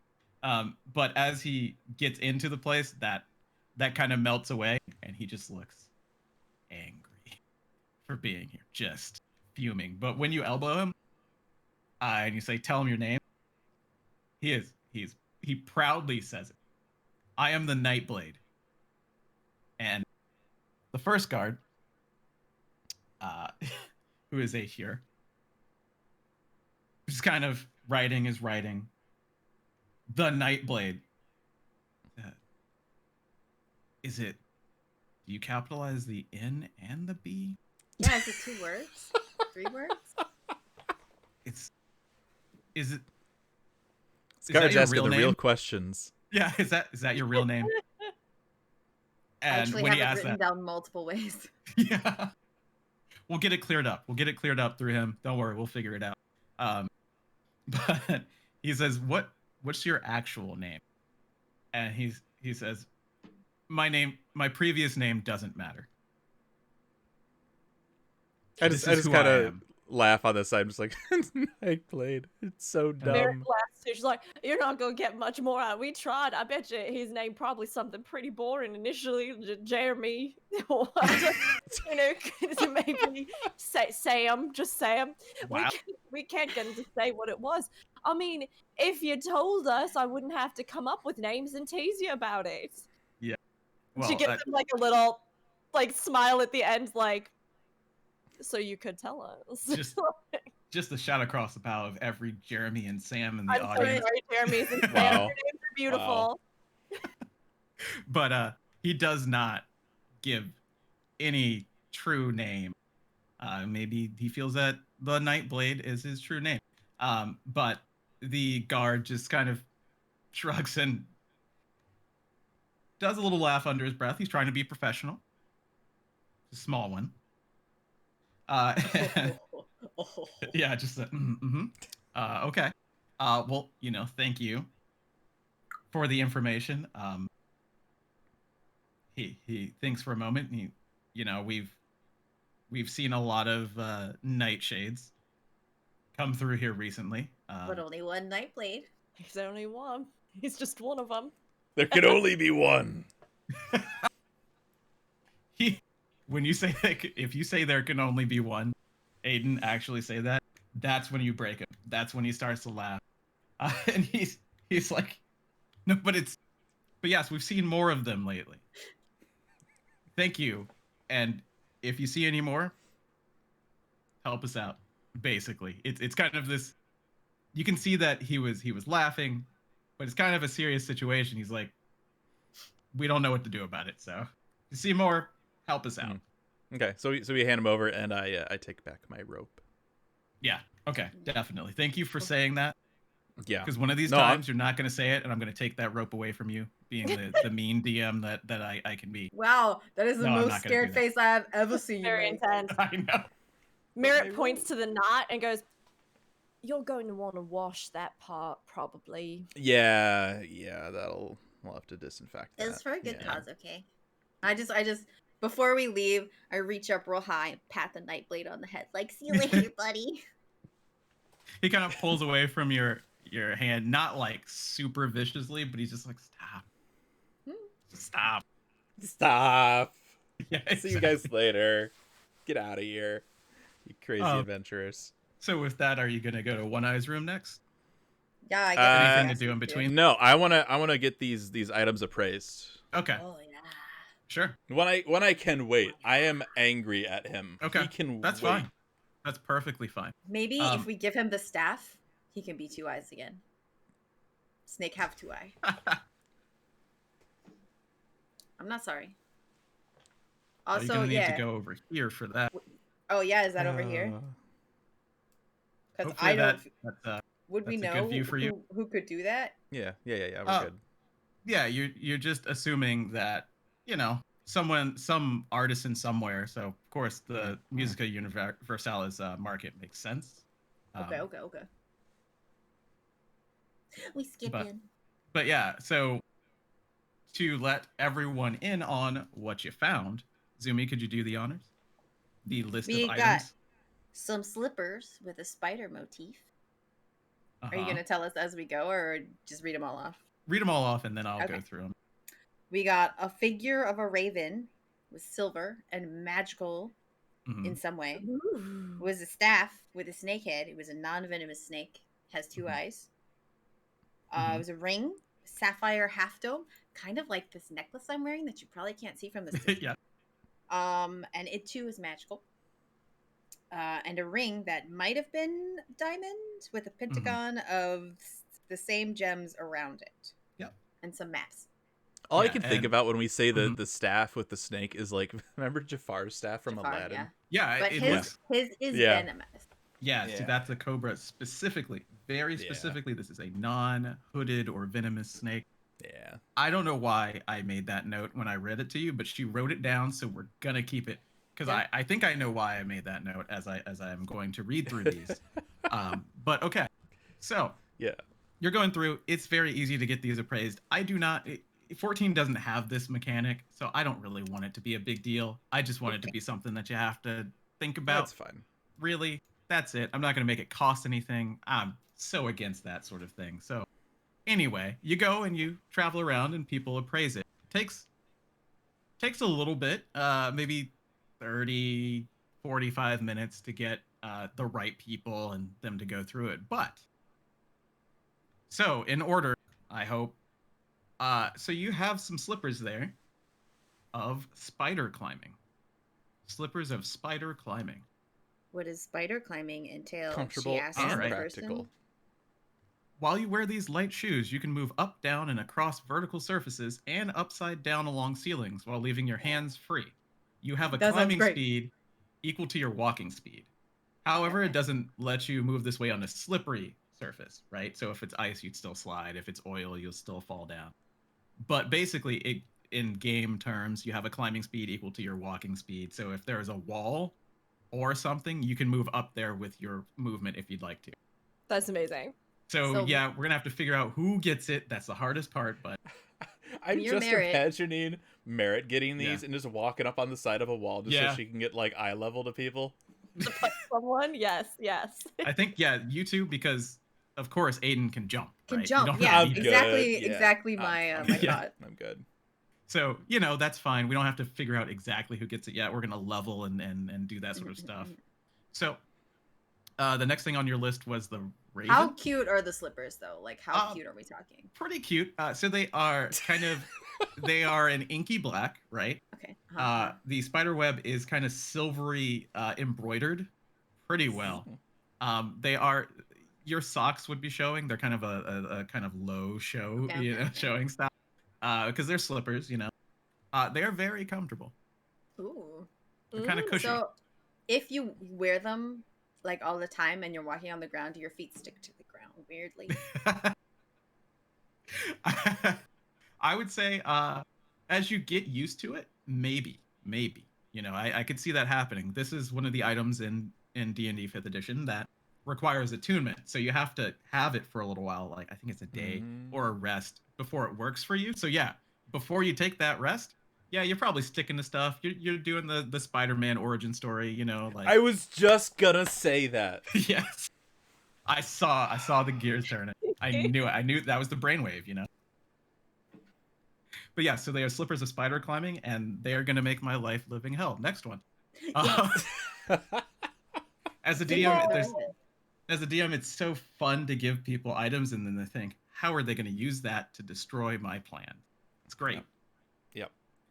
So the next thing was the raven, I think. Mhm. Okay. Once again, this is going to ruin all my plans, and it has a long. How big is it? Sure, I can tell you. It's palm size. You can hold it in your hand, right? Was it like this tall? It's Like about this that tall. Yeah, it's not. It's about. It's like a It little. would fit in your hand either way. It's like a little, Oh, a yeah? little Funko Pop Raven. Yeah, get Yeah, something Funko we Pop can Raven. actually visualize. We can visualize. Okay, all right, like Yeah, basically. Yeah, there you go. mini There you go. Garuda size. Okay. Mini Yeah. Garuda size. And it is made out of silver. Yeah. So it is, and it's a long name, but it's a figurine of wondrous power, Silver Raven. Ooh. So- How wondrous so- is it? So these are cool things that are long part of D&D history. But what it is a little statuette of a beast small enough to fit into a pocket. If you use an action to speak the command word and we can talk about the command word. It's up to you, honestly, what you want that command word to be. Whoever is using it, I'll let you guys pick it. And throw the figurine to a point on the ground within 60 feet of you, so you can just throw it like a Pokeball. It becomes a living creature, so it becomes a silver raven. Right? It's friendly to you and your companions. It understands your languages and obeys your spoken commands. If you issue no commands, it defends itself, but no other action. So if you don't tell it to do anything, it doesn't do anything. It'll maybe run away from things or fight. Yeah, go ahead. Is it like a one command type of thing, or once it's out, you're like, do this. Okay, now do this. Okay, now do this. You can, let's see. Yeah, whenever you speak a command, it will continue to do it. So if you say, hey, fly over here, then hey, do this, it'll do it. You know what I mean? How long does it last? Let's get into that. So Sorry. No, it's fine. No, it's okay. Then it's just like, what does this thing do? How long does it last? How long can how many commands can I issue it? Yeah, exactly. It exists for a duration specific to each figurine. So a silver statuette of a raven can become a raven for up to 12 hours. Cool. Once you use it, it can't be used again until a day has passed. It says 2 days here. I don't think that's cool. So 1 day. I'm just going to change it right now. Screw you. I'm in control. While in raven form, it allows you to cast the animal messenger spell at will. So you don't have to write this down. This is going to end up on the sheet. So what that spell is you can use the animal to deliver a message. So basically, you take an action, that raven will leave and send a message to someone up to 25 miles away. That's not very 50 far. miles. 50 miles away for 24 hours. Okay. So the spell lasts for 24 hours. If you were casting it, really, you could extend that time. But however far it could get in 24 hours, so 50 miles in 24 hours, it can send a message to a person. Doesn't matter, right? You give it a general description. If it knows the person, you can say the person. So if you were, I don't know, out in the wild and you needed to get a message to One Eye or something, you could say, hey, go tell One Eye this, and it would go and do it. So that's the thing. Let's see here. It turns back into a figurine. If it drops to 0 hit points, it does have hit points. It is a raven, right? Mm-hmm. Or if you force it to, like, use an action to say the command word to go back in the Pokeball. How much HP does it have? Sure, I can get you that. It has 3. 1.5 HPs. Two Yeah. 2 whole HPs. So it's not going to be great for combat, but it's going to be great for scouting and, other things, whatever you guys come up with. I'm not going to tell you how to ruin my plans. That's your. Oh, I already have some amazing ideas. Yeah. But yeah, that's what that is. A silver raven. It is a very cool item. There are more types of these that can turn into different types of animals. So there you go. The next thing on your list was the staff. Yes. That sounds right. The staff. The staff is the staff of the python. That's venomous. I know. Pythons? Are pythons? After all of this. It depends. This one specifically, because it's not the venomous. Description? It's not venomous. No, the description is very, very specific. So the staff is a staff. First and foremost. No. Pythons aren't venomous. They are not. Yeah. Okay. No. Oh, my mistake. They're Because- constrictors. Yeah, exactly. You can tell can how use much this- we all know about snakes. I have no idea. But you can use an action to speak the staff's command word. There's a command word again. We can get into that. And throw the staff on the ground. They have a lot of animal-related things, don't they? And a lot of Interesting. grown stuff on the ground. Right. Happy birthday to the ground. And now, I was the staff. Our minds today, dude. Yeah, it's pretty good. When you throw it on the ground, it becomes a giant constrictor snake. Giant? Under your giant. Like bigger than the staff? Yeah, it's huge. It's you know how big the Yateveo was? Yeah. Yeah, that big. Ooh. Yeah, that big. Okay. So we what can you're use saying? it as like a bridge if we wanted. Yeah. That's a good idea. Wow.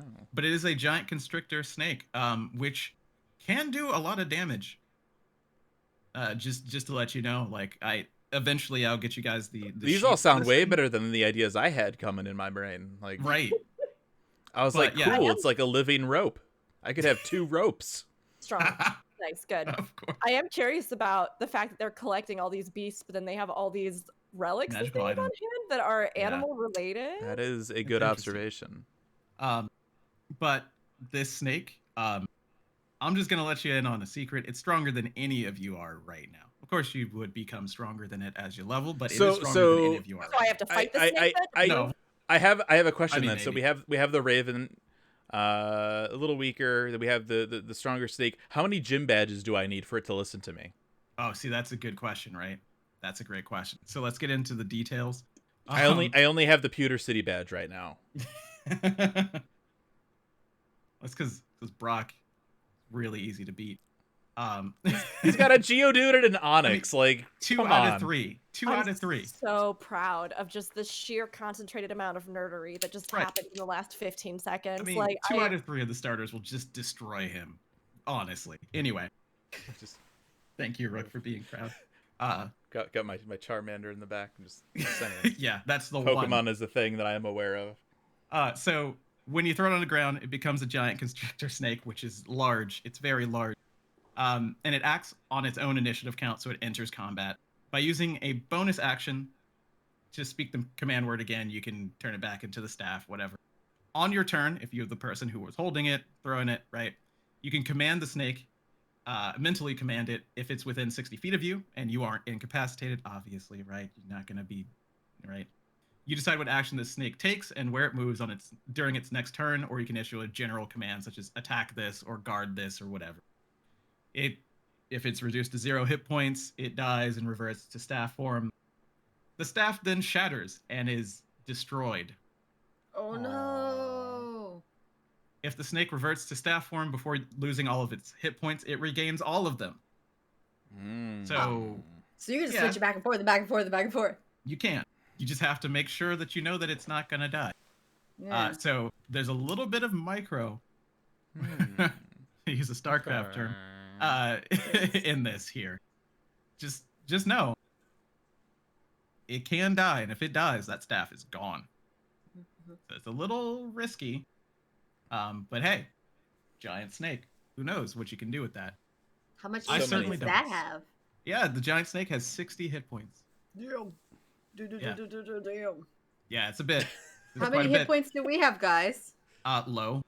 I have 5 And, right now because Yeah, you do have 5 right. Well, you Well, would we have slept rested. and we would have. You're at full health Yeah. after sleeping, but that's yeah. fine. Okay. We'll have to change Yeah. that. You said 60? Yeah, 6-0, and it'll be a character in the character's view as well. I'll give you that, giant constrictor snake, and then you can move I around. mean, this is a pretty good appraisal session so far. We got a Pidgeotto and an Ekans. Like, damn. Hey man, this is an Well, it's not an Arbok because it doesn't have a hood. All right, you're right. You're right. Okay, more of an I Ekans. thought about that. Yeah. Big Yeah. brain. But that's what this is. I'll get more details. The ring, the Sapphire Half Dome. It's a ring of water walking. Do I really need to explain it? So when you say water, do you mean like Any water? liquid surface as if it were Or- solid ground. I have a question for you. At this Oh. point in the Yeah. timeline, Aldino, are Oriange and or Alphinaud still currently on the first, or have they departed? They're still on the first. They're This still is here. yeah, this is about a few days to a week after the incident in the Exedra in the middle of the Crystarium where they saw the starfall, where you guys saw the starfall. So Sure. you're still 5.2. Okay, great. So then we Not need to make 5.3 it, yet. we need Yeah. to make it a personal mission to go deliver this ring to them then. Yes, Alright. exactly. Oh my No, God, no. freaking Ken. I would like to call dibs on this ring. Uh-huh. I have this magical vial that can shoot water out of it. Okay. I foresee some very interesting things in the future. That makes sense. I mean, of course, that's up to you guys. I mean, it's This a will ring. be You this can will be pass a it group around. decision, but I do have an interest in the water Yeah. ring. This does not require attunement, so if you took it off of one person's finger and put it on someone else, it would immediately start working. So, this can be, Cool. yeah, you can keep it, Cool. and if you need to, Okay, hand it off okay, to someone okay. else. Inventory can get kind of thorny in D&D. I do not like it when that happens. So, you could pass this one around. But yeah, I think that makes sense. The next one, the diamond and then the kind of pentagram diamond settings around it, is a ring of mind shielding. While wearing the ring, this one requires attunement as well. So you'd have to wear it for a while and then it would take effect. You are immune to magic that allows other creatures to read your thoughts, determine whether you are lying, or know your alignment, or know your creature type. Creatures can telepathically communicate with you only if you allow it. Oh. Cool. Yep. Yeah. Okay. So that's the first part. It's pretty useful. Part of that seems very on brand zoomy, Yeah. but then I also think Merit should probably not get their mind read. It could help in the future. Yeah. Let me see really fast. It feels like something that would be good for someone with low wisdom. Yeah, it could be. My wisdom's decent. Yeah. Decent. But you can use an action to cause the ring to become invisible. Because, you would want to hide that you're wearing it. You can. That's the thing. It's really cool. One ring? Yeah. Not you. The ring becomes invisible. Oh. I know. Yeah, it's just one of those things where you can hide it. Rule them. What I would assume is therefore is so that you can walk into some place like, I have no magical items, but you can't read my mind, or something like that. Merit just wants to be like, thanks for coming to my birthday, And so, the next part, if you die while wearing the ring, it's always cool when you start with that, right? Your soul enters it, unless it already houses a soul. It does not. You can remain in the ring or depart for the afterlife. As long as your soul is in the ring, you can telepathically communicate with any creature wearing it. A wearer cannot prevent this telepathic communication. That's amazing. Cool. It's a very cool item. That's so fun. Don't die while wearing. Well, do die while wearing. Part of me, one of us dies. Part of me, yeah. Part of me wants to give it to Jarrell. Nah. Zumi's like, no, he's not in the party. No. Thank you. No. But I see why you would think that. But yeah, so that's what I'm gonna give ring it is. to the snake. Look, if I can be completely honest, that was my second choice. No fingers to wear the ring. Yeah. Just put it on the very end of his tail. We get into, can you use it as a nose ring? Like that territory. And by the strict rules of D&D, absolutely not. However, if you'd like to wear a nose ring of a ring, man, I'm not going to stop you. I'm just not going to stop you. I think that's funny. Look, I have 10 figures and 11 rings. We got to make this work somehow, man. I mean, it wouldn't change the number of rings you can equip or number of items you can attune to anyway, so it's not a big deal. Where you wear 2 rings at once. Exactly.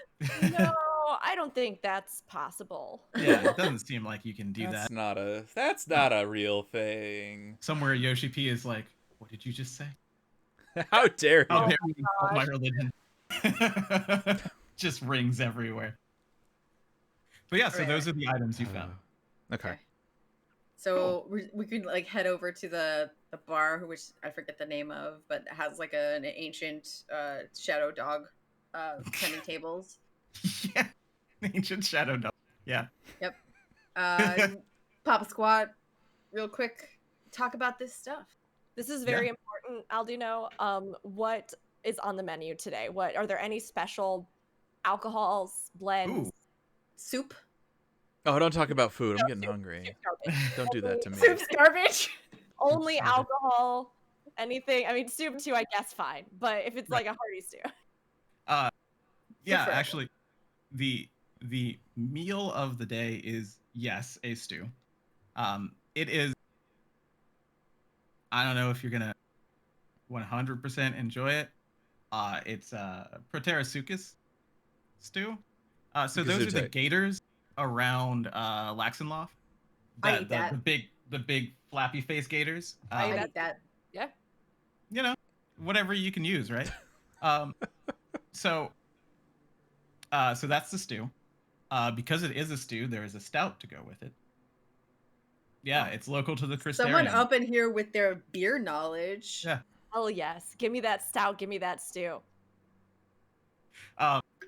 And yeah, you know, if you guys have hung around here before, the serving lady, I don't want to call her a wench because I kind of want her to step on Ancient me. shadow dog. I don't know if she's into that, but you know, ancient shadow dog server is the one who brings you your food and drink.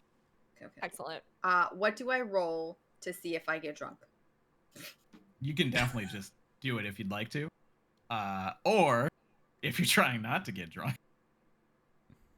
I mean, are you just gonna drink one drink and see what happens?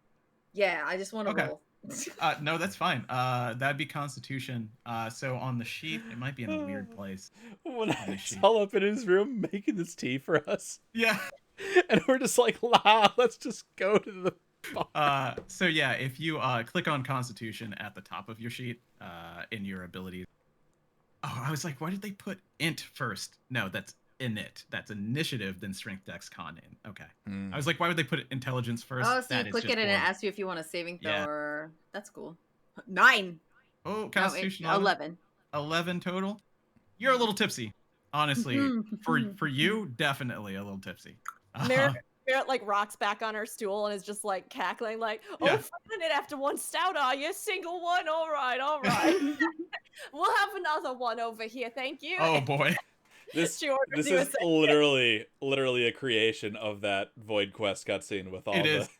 Yes. Yeah. I mean, that's why I had to see if I got drunk.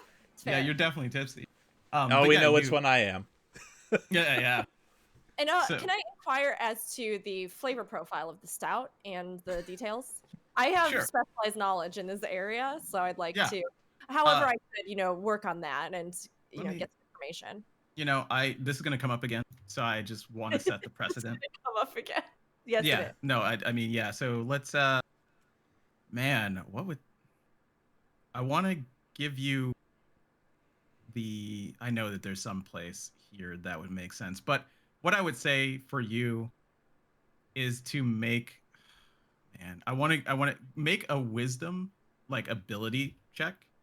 So click on wisdom, then pick ability, but do it at advantage.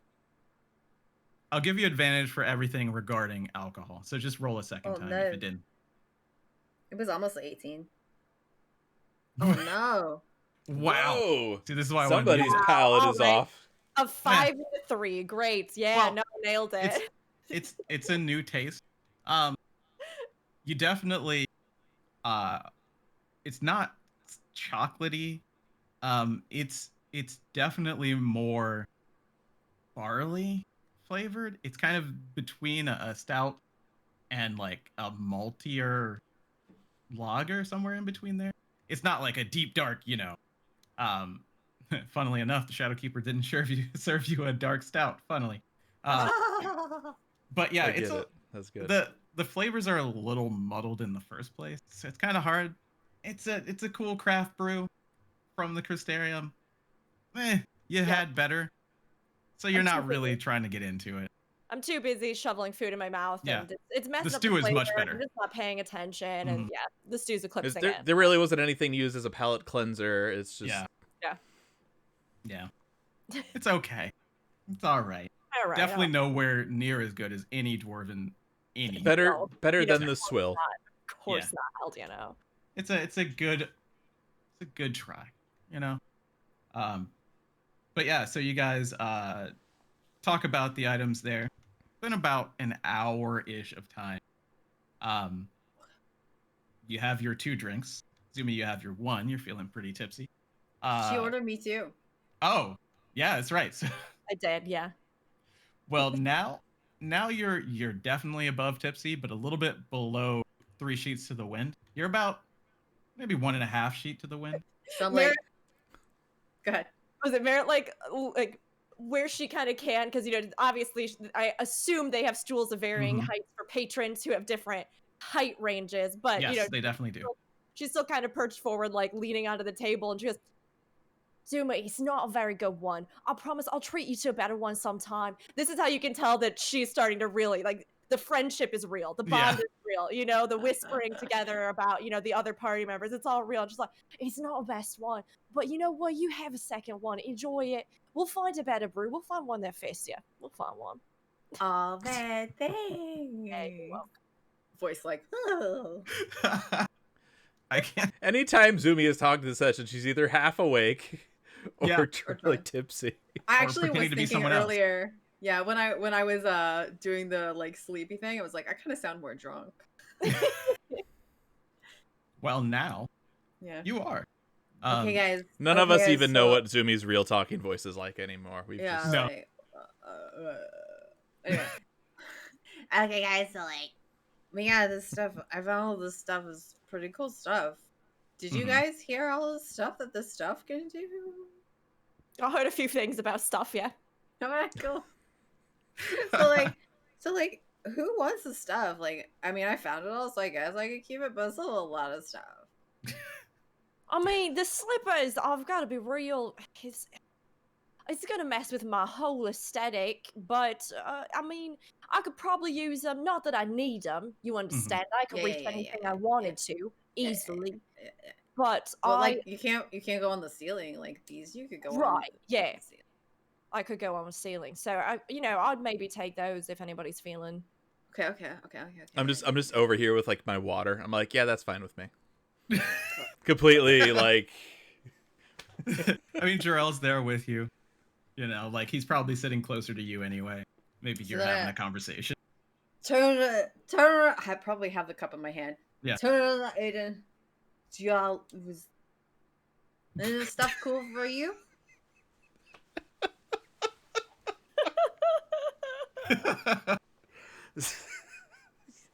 Yes, that is fine with me. No, like, Was that no, laugh like- in character? My laugh? Or No, Aiden's laugh. No. No. Okay, no, Like, okay. like I pick up the sweat rings and the Mhm. figure, and I'm just like, you want the thing too? I just not fully understanding what she's saying. I just go yes, and I Okay, take them. No. And I like grab it. No, not all. Will you pick one? Oh, okay. One. I take the ring. Okay. The water ring, right? Yeah, the water walking ring. As Okay. much as I would love a little Pidgey. Yeah. Yeah. But yeah, Okay. that'll just be party loot. Of course, anyone can Yeah. use it at any time. I So don't believe then- you need to attune to that, but you might. I'll let you guys know. Go. The bird. I don't think there was. I don't think so. Yeah, I don't think it was. Nope. Here, so it's turn back around. Yeah. Turn back around. He already got the cool turn back around thing. So like these last ones. Oh no! How many do we have? So I just pick them up. Yep. Merritt's just Oh like, no! she's got a spoonful, she's like, yeah, count them. so you got the slippers and you got the water ring, leaving 3 things. Yes. One of which goes to me, and then which I'm gonna skip the slurring speech, but basically what she's gonna say is that she's gonna take one more, and then the last 2 will be between her and Merritt because Aiden already got a cool thing Okay. True with the water thing. with the water thing. Yeah, that's true. All right. It's equitable. Yeah. Uh, So Zumi's gonna take the snake. Yeah, the snake staff. I mean, that makes Shocking. perfect sense. That would be the one. Zumi's like, I'll Do note- mage. This is a staff and it's mine now, okay? Yeah, do note that that thing, if you're holding it in 2 hands when you swing at someone, is a D8 of damage, which is higher Okay. than a scimitar. Well, I think it's higher than a scimitar. Higher than a How longsword. It's the same as flimsy longsword. is it? Not very. It is solid. It is a solid staff This that is you can. my new best hit friend. people. Yeah. Poor Jarell is sitting there. The as blue we're mage got a dishing out cane. Interesting. all the cool stuff, Interesting. and I can tell he feels a little left out, so I ordered Yeah. him another apple juice.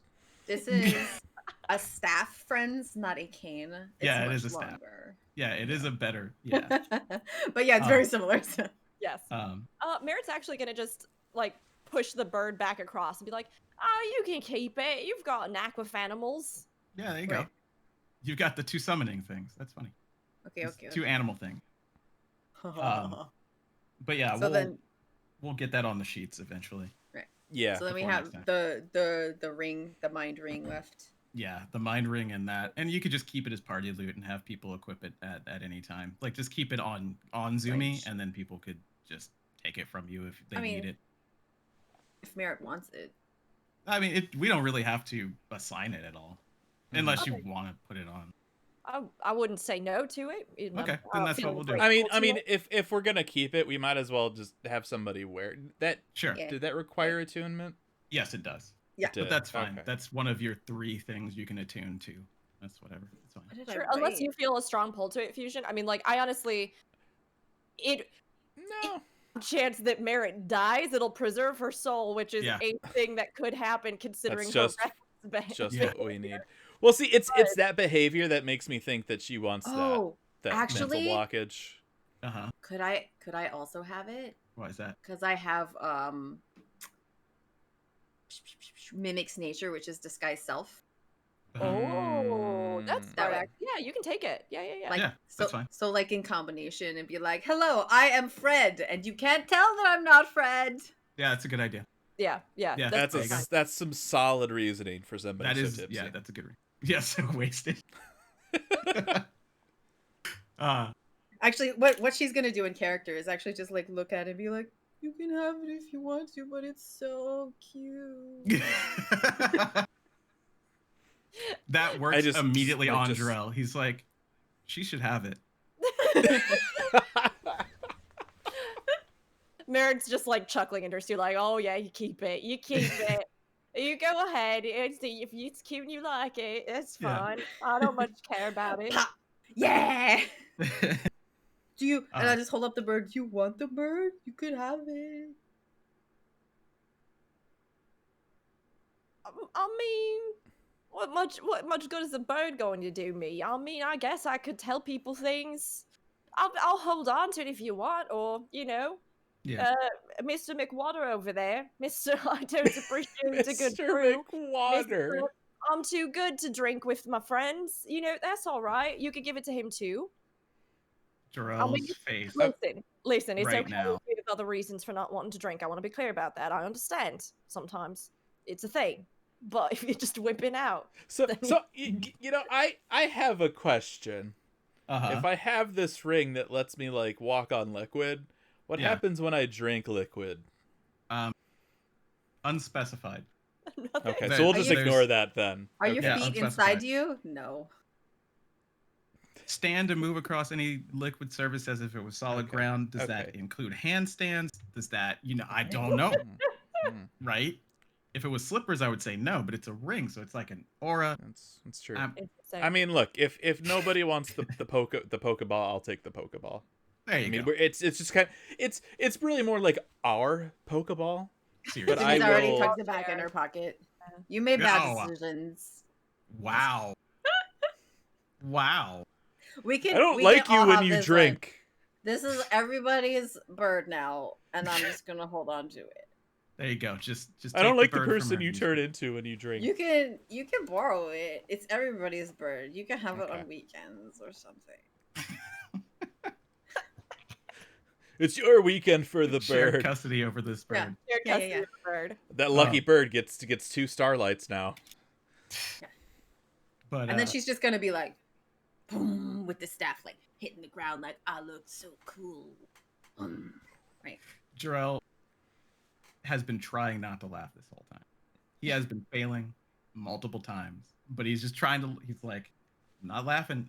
He's trying to make it known that he's not laughing at you. He's like, I'm not sure if I can join in this or not, but it's Zumi don't give a funny. fuck. But yeah, with that, I guess 2 One-Eyes. Yeah, and I think Yes. I think we could probably wrap Yeah. it there. Yep, that's it. So So let's talk about leveling. Now we don't have to choose these right now. Like I said, we're trying to level on stream. It would take a little bit for me to get it onto the sheet, but let's talk about what you can have because it's a very important level. You guys are becoming level 3.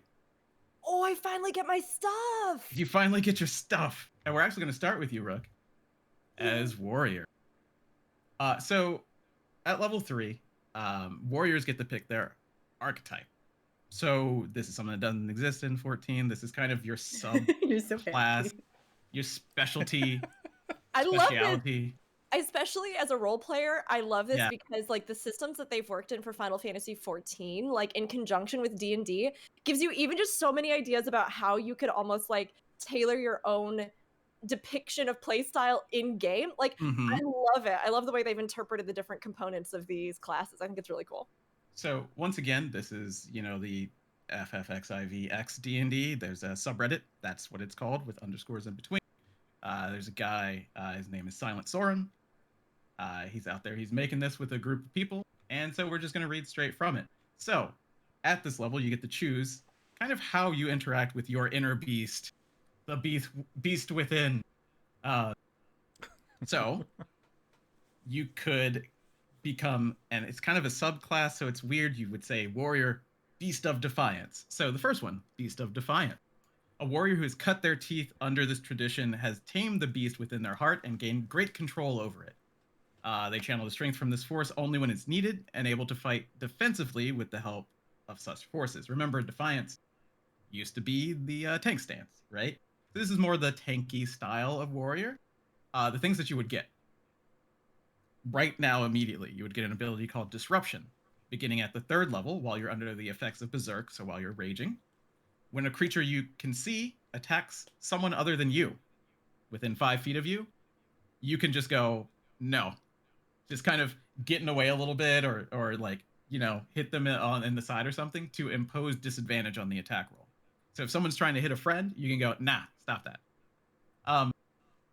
So that's what you would get immediately. It also has stuff like Storm's Path, which is like more damage, right? You do more damage with your hits. Voice of the Beast, which is you learn the Charm, Monster, and Beast Sense spells. So you're really leaning into the beast, right? And the last one, the last ability of the capstone is called Inner Beast. That sounds familiar for some reason. Sure do. So it's a melee attack. This is at 14th level, so it's aspirational, right? On a successful attack, you deal your normal weapon damage as well as recover hit points equal to a lot, right? And it ends your rage, right? So you hit really hard, you get a bunch of health back, and that's the end of your rage. You could restart it if you wanted to. So that's Defensive Beast. That's the first one. Okay. Beast of Deliverance. So a warrior of the Reckless tradition has grown alongside their inner beast. They allow this force to take over and push their bodies to incredible feats of strength. Just gonna say this is the DPS one. I don't know if I had I wonder to, but which one you're going to pick. I mean, as the soon first- as you said like reckless, like Rook's Yeah. eyes were just like, oh, that's Yeah. the one. It's So so, the first- tough. The first ability you would receive is Inner Release. Also sounds familiar. Beginning at the 3rd level while you're under the effects of Berserk, your weapon attacks score a critical hit on a roll of 19 or 20. Not just 20, but 19 or 20. At 14th level, it's 18, 19, or 20. Ooh. That it makes it a lot easier to score a crit, which is really powerful because there's not very many ways to do that in 5th edition. So the next thing that you would get at 6th level is you get Storm's Eye, right? Instead of Storm's Path, you get Storm's Eye.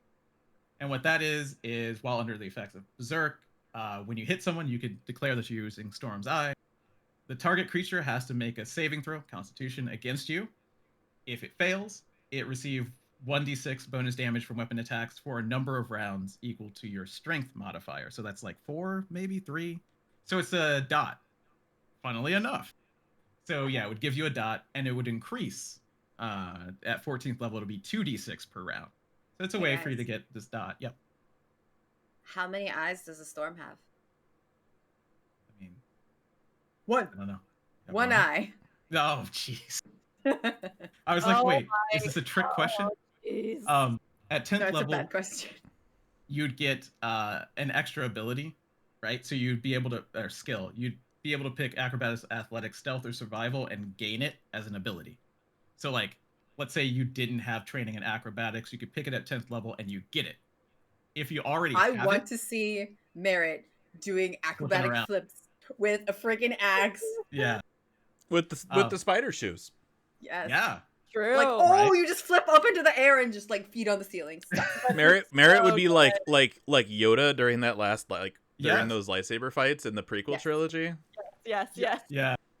And so if you're already proficient in it, so if you already have it, the bubble on your sheet, it would double the proficiency bonus that you use. So it'd give you an extra 2, basically. And that grows as you level. So it would grow with you. So you either pick a new one that you get good at, or you pick one to be extra good at. So if you picked athletics, I don't know if you already have that as a skill, it would double the proficiency. And athletics is actually what you use to jump. I know acrobatics, it's actually not what you use to jump. It's weird. Yeah. But athletics, strength, which is kind of your jam. Now, the last ability at 14th level, I don't know if I'm going to have to read the next one because it is a little ability called Fell Cleave. Yes. It's just it's not a big deal. It's just Fell Cleave. Sounds familiar. So, yeah, you can use Fell Cleave as an action. Make an attack roll, right? The attack has a critical range of 15 to 20. So that's 15, 16, 17, 18, 19, and 20. That's crazy. Yeah. You're probably going to crit. On a successful attack, you deal the regular damage of the attack and a bonus of 5d10 damage. What? What? Fell Cleave do the damage. It's like a fireball. It's better than a fireball sometimes. That's like a meteor shower. Damn. Yeah, that's a cleave. Your berserk ends immediately after the attack is resolved. This is so that you have to go back into berserk to do it again, right? Okay. But yeah, it's a big meaty hit. By the way, if you crit, it doubles that damage too.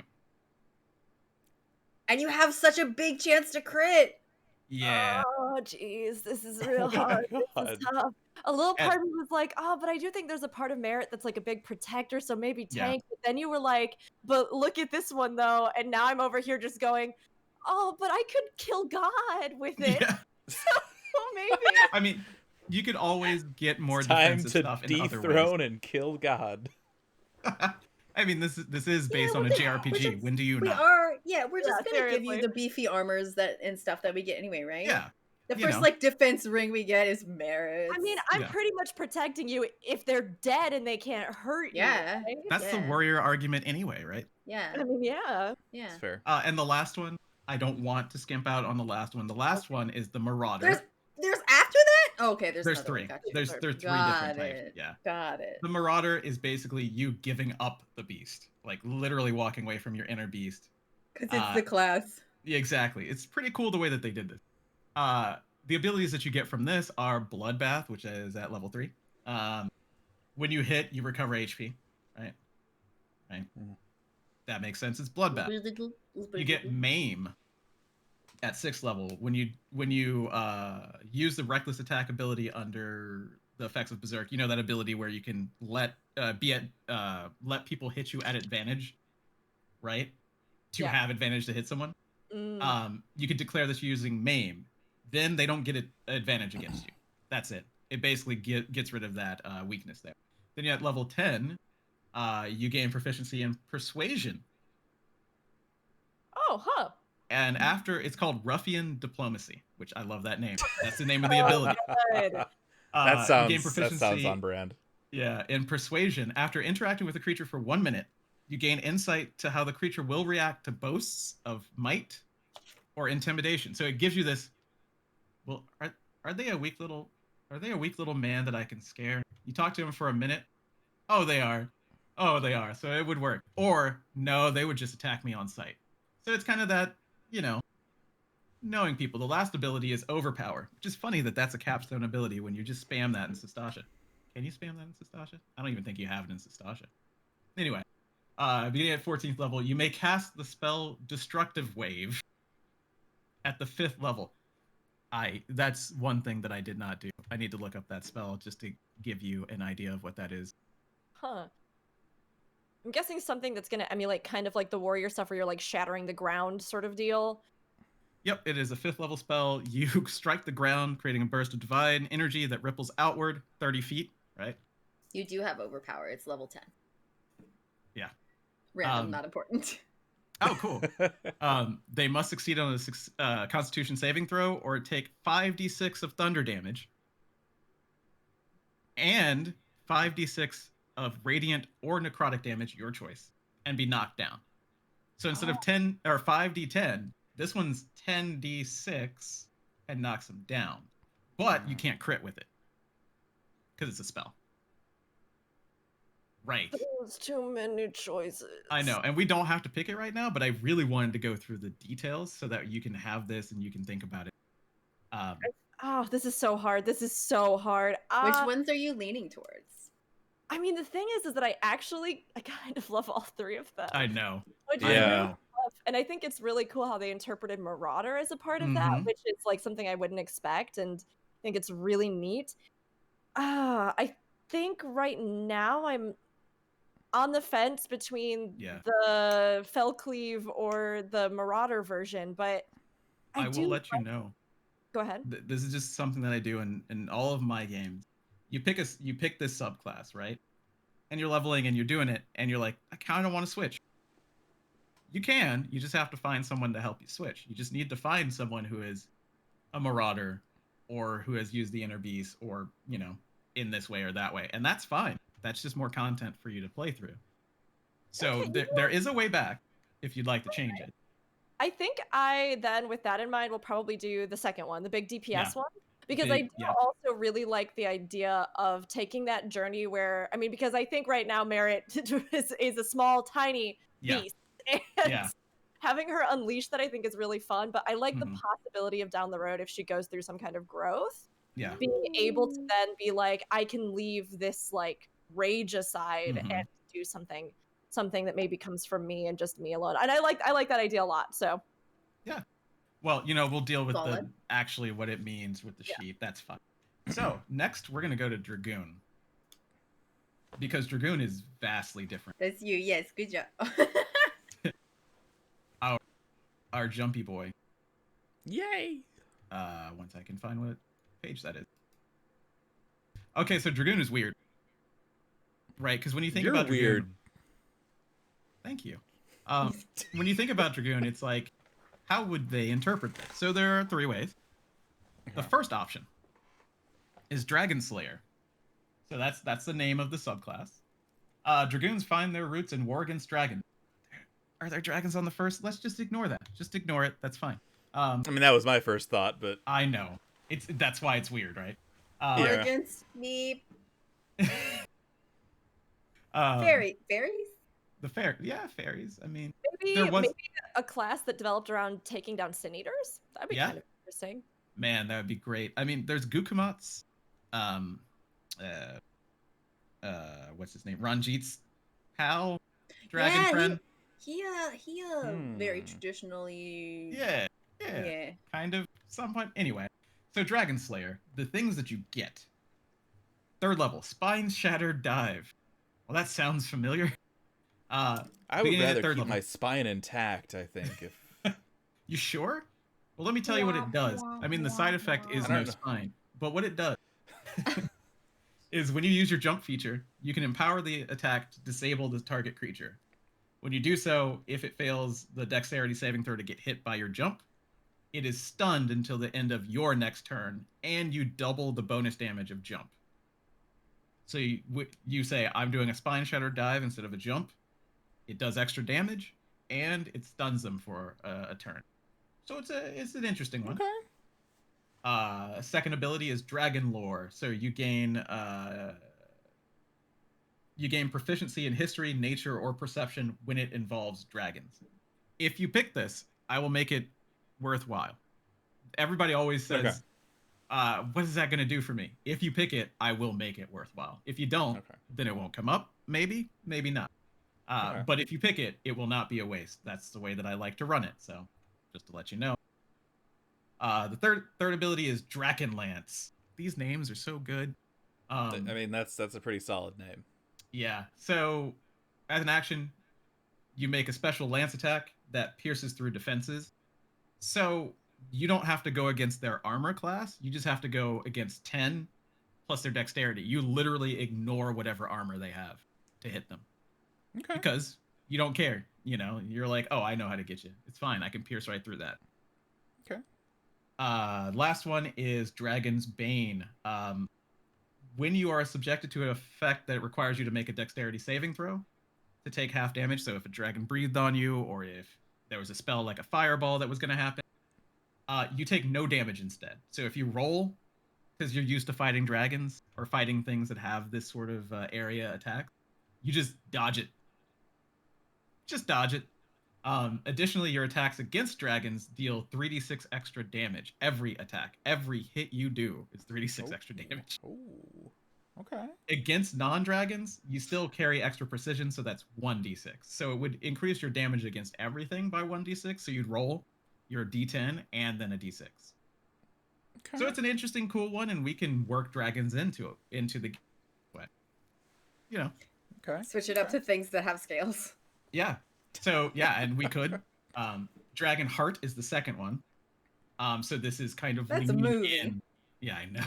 Leaning into draconic knowledge arcana.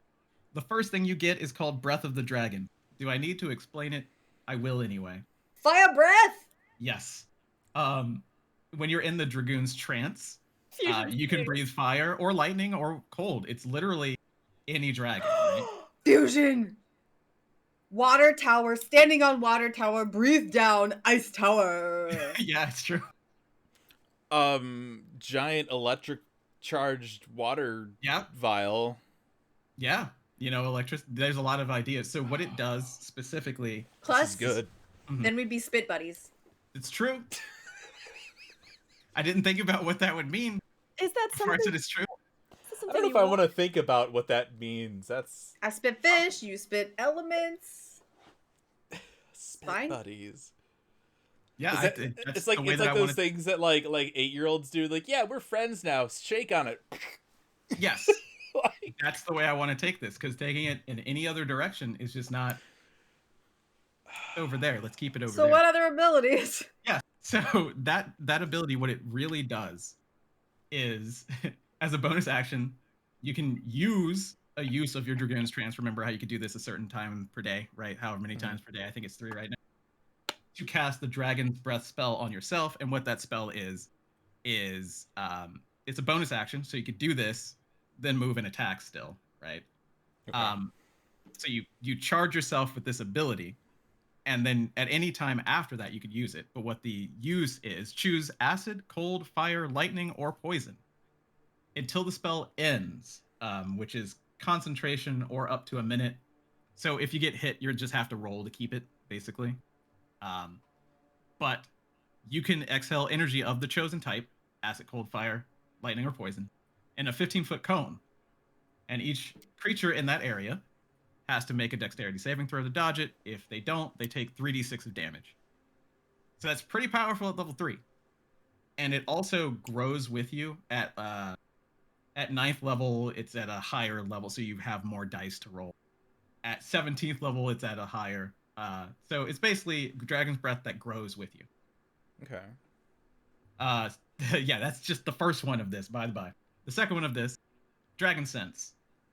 7th level, you gain 30 feet of blind sight and 60 feet of dark sight. So what blind sight is, you can close your eyes and you would know where everything is within 30 feet of you. That's cool. Doesn't matter if it's dark, doesn't matter if it's magically dark, it doesn't matter if your eyes are gone. Literally, you can see 30 feet around you and 60 feet of dark sight.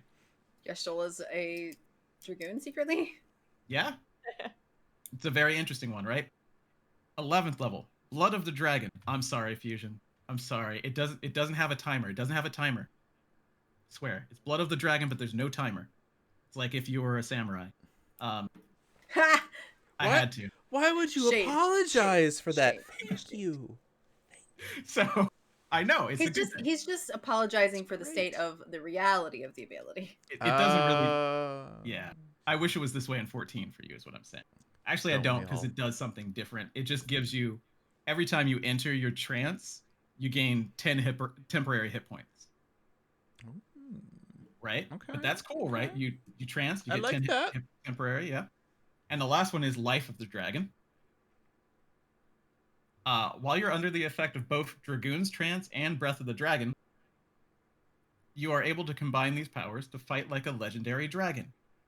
You may use the effect of the Dragon's Breath spell as a bonus action on your turn every turn now. Ooh. Before this, it's just once per trance. After this is literally every turn. After It's like I took some wonderful elemental Tic Tacs and I just want everybody to know how great my breath smells. And it's a bonus action, so you could move, attack, and then breathe fire. Now before this, it was just, it was an action, so you would have to pick. So this is really leaning into that Dragoon, kind of like the 11 Dragoon almost. Not really, because you don't. Why would you have to put that number out there? You know what that does to me. You could have had a bird. You can't breathe. You could have had a bird. And it's the a last bird. It's not a wyvern. Who cares? The Totally last different things. Is gender neutral, but definitely gendered Valkyrie. It's weird, right? Okay. Yeah, whatever. But this is more mastery of jump, right? So the two were leaning into dragon. This is more mastery of jump, kind of, and lances. So, first one is Crescent Moon Strikes. It's not in the game, but that's okay. Can I say a nerdy thing really sure. fast? Yeah, definitely. Because I actually had to look this up for roleplay purposes. A lot of the moves that Wombo Combo, Estinian, and Nidhogg do are actually all themed around Valkyries, which is where I think it came from, including one called Gearskogul, and they're all Valkyrie inspired. So that's good old Gearskogul. Yeah. It's really cool. Gear Squiggle? Yes, Gear Squiggle. But So there's a bunch of other moves that they do while they're comboing. Nestron, I think, is one, Crescent Moon Strikes. When you make the attack action, if there is a creature directly beside your target, you can roll a second attack against that as a bonus action. So basically, if you're fighting things that are together, you can just go, hit that one too. That makes sense, because you're just like, sweep. Yeah. Okay. I'm about to make you a happy, I don't know. This next one's called Flight of the Dragon. Which is funny, because it could have... I get it. I get it. That's good. That's good. You use 2 uses of your Dragoon Trance, right? So you just use them to gain 60 feet of flying speed for the duration of the trance. So you could fly. When you do so, an ethereal pair of dragon's wings sprout from your back. Ooh. You may use your jump and high jump features while in flight, using your place in the air as your starting position. So you literally just fly around and you can jump from flight and still land in flight. Right? That's cool. What level is that? 7. Wow! It's not too far away. Yeah. Oh, that's ooh. I mean, it's like probably 2 years away at the rate that we play, but still. Yeah, I mean, true. The next one is Valkyrie Strike. Beginning at 11th level, you do not provoke opportunity attacks when you fly out of enemy's reach. So what that means is you can fly by attack people. You can literally go, I'm just going to fly, hit them, and then keep going, and they can't do anything. You fly too fast for them to attack you back. Interesting, right? Man.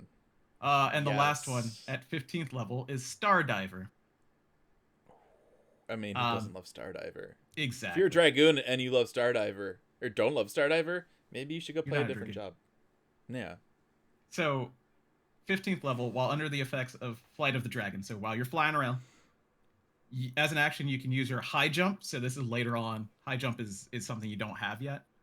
But may complete the attack in the same turn that you start your dive. All right. So the high jump, to get into, is the old school jump from previous Final Fantasies. So you know how your jump happens on the same turn right now? Yeah. High jump is you go up for a turn and then you come back down. Yeah, okay. And you do like 66 damage, right? You don't get this until 9th level anyway. 66. 6d6, yeah. So this would make it so you could do that every turn instead of every other turn. So it's kind of that's the difference between this one. It doesn't have like a huge capstone because you get to fly at 7th level. I mean, that's pretty massive. Yeah. That's pretty. Real quick, Mascot Chat. Talking about how I could fly with the Raven, but wait, the Raven has to connect with the ground first. Yeah. Yeah. That is funny. What if I just want to throw this out there because these are the kind of things we would do to just completely ruin your plans. Oh sure. What if I had done? Well, no, this would be a different set than the Elemental Breath. Never mind. Oh, I see. Never Yeah, I see what you're Never saying. mind. I was gonna throw some water out, freeze it, Yeah. poke a ball, but I also wouldn't be flying, so that's Yeah. okay. Yeah. Could you bounce the Uh-huh. Raven off an ethereal jump pad? I mean, it's technically ground as long as it's a solid surface. There you go. Yeah. You could do that. But could I just what if I use it like a hacky sack? Can I just like bounce it off my foot? Yeah, I would say so. I mean, it just has to hit a solid surface. I'd give that to you. Okay. Yeah. I'd give that to you. That's fine. Poor These all Raven. sound like wonderful options. Yeah, they are. They are all great. And I will say, I also love to give the abilities of other things that you guys were interested in as just rewards for things, you know. Who knows? You might find a dragoon who could teach you this. Who knows? Even though you're not that one. God, Dragoon Oh, has yeah. some really good ones. It's really interesting. In and of itself just has so much flair. It's ridiculous. Mhm. I'm not surprised that it translates into these kinds of really cool sort of Exactly. archetypes. But yeah, I'll let you Rick's think on over that. here You with don't like have to pick right now. 10,000 different crit options. I mean, all I do is pick But up you a can't. But you smash can't something fly. I can't fly. Yeah. It's the You know, thing. though, if you have the spider shoes, you could climb up on a ceiling, drop down, and just like stick your arms out like you are flying. If you I could wanted to get that experience in. I mean, she Tell could. you what. She could ride on your back and then just get off on the ceiling. Oh. Why did I say that out loud? Oh, that's so good. Yeah, no, though. that's we're going with that. Yeah, no, Dang. I'm an airplane. So so it sounds like Aiden's gonna become an airplane. Great. Yeah. So now we go to Blue Mage. Wait, I want to Mage. know which one Fusion's leaning towards. Oh no, I'm Valkyrie. flying.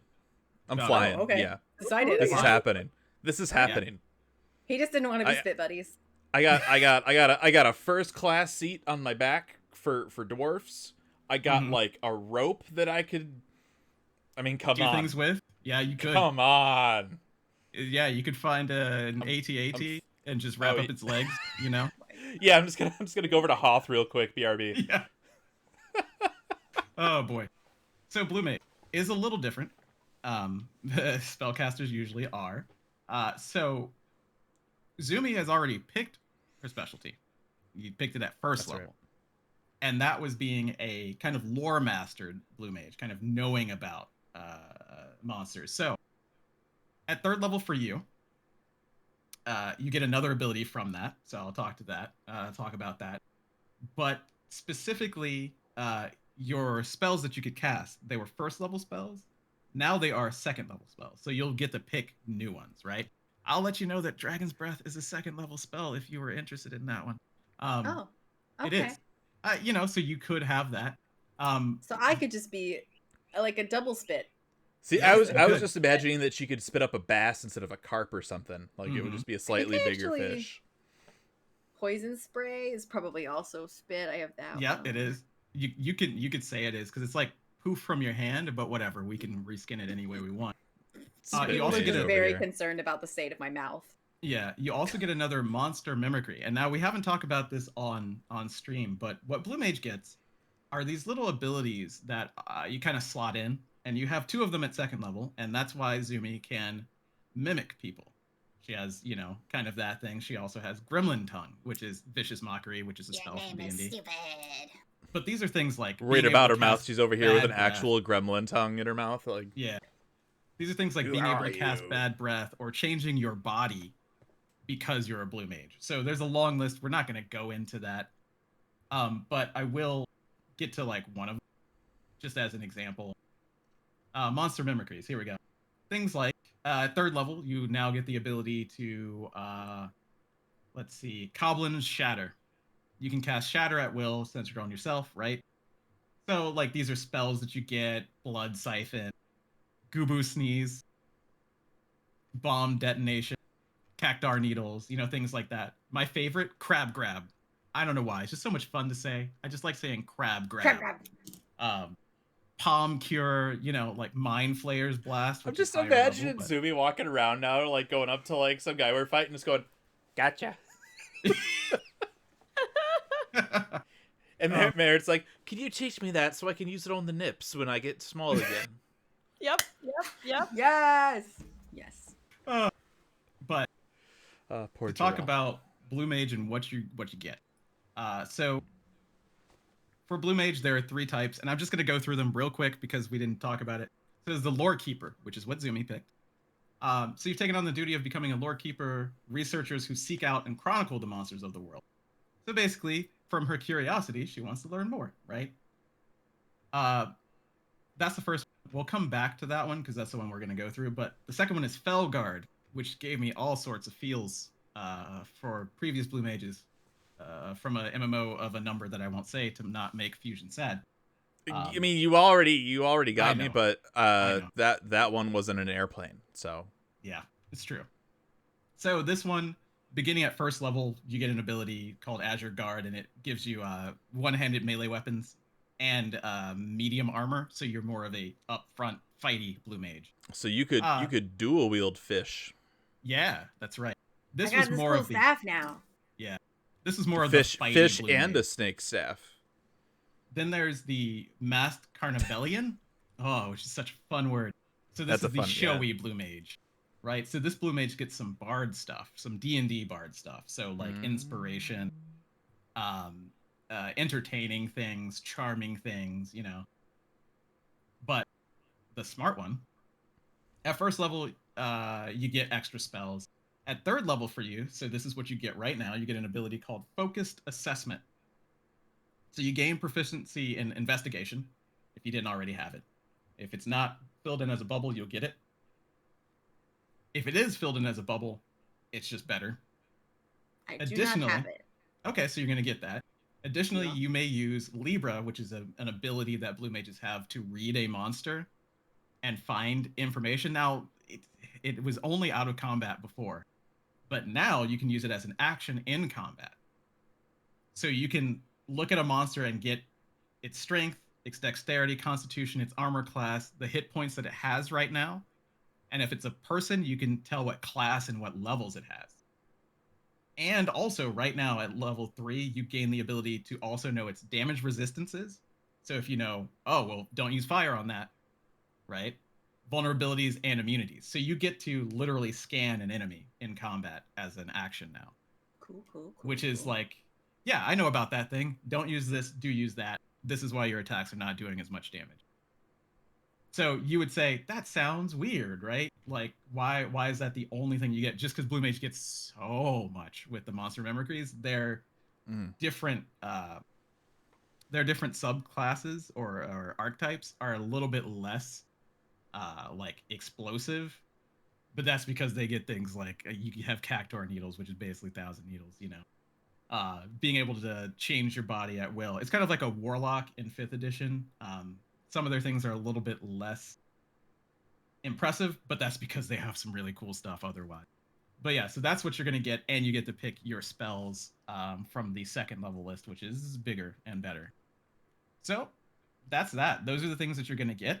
So we're going to have a little bit of downtime in the city as we talk about what to do, talk to One Eye about how he wants to go about starting his guild or whatever the heck he wants to do, and your next steps with these maps. You do have some operational maps. Maybe they show camps, maybe they show, you know, troop movements, who knows? But that's what you have for now. And that's the end of the session. Only an hour over what we thought it would be. Always good. That's D&D. But yeah, awesome. I tune in next time to see the new abilities. If we use them, you know, who knows? Yeah, if we use them. No, if we, I can fly, but you know, only if I want to. Hey, Can't fly yet. Well, yeah, Jarrell is gonna get a level as well, and he's gonna, you know, he's on his own. You know, we'll see what class he is. I was gonna say, what class is he? Yeah, he's nothing right now, but he's gonna get his first level in a job. Oh, look at the baby! Look at this crowd. I'm gonna mine his backstory to figure out. Should I get like a new piece of armor that has like a little booster seat on the back so that, like he can just hop on? Like, let's go, buddy. Oh man, yeah, I could see it.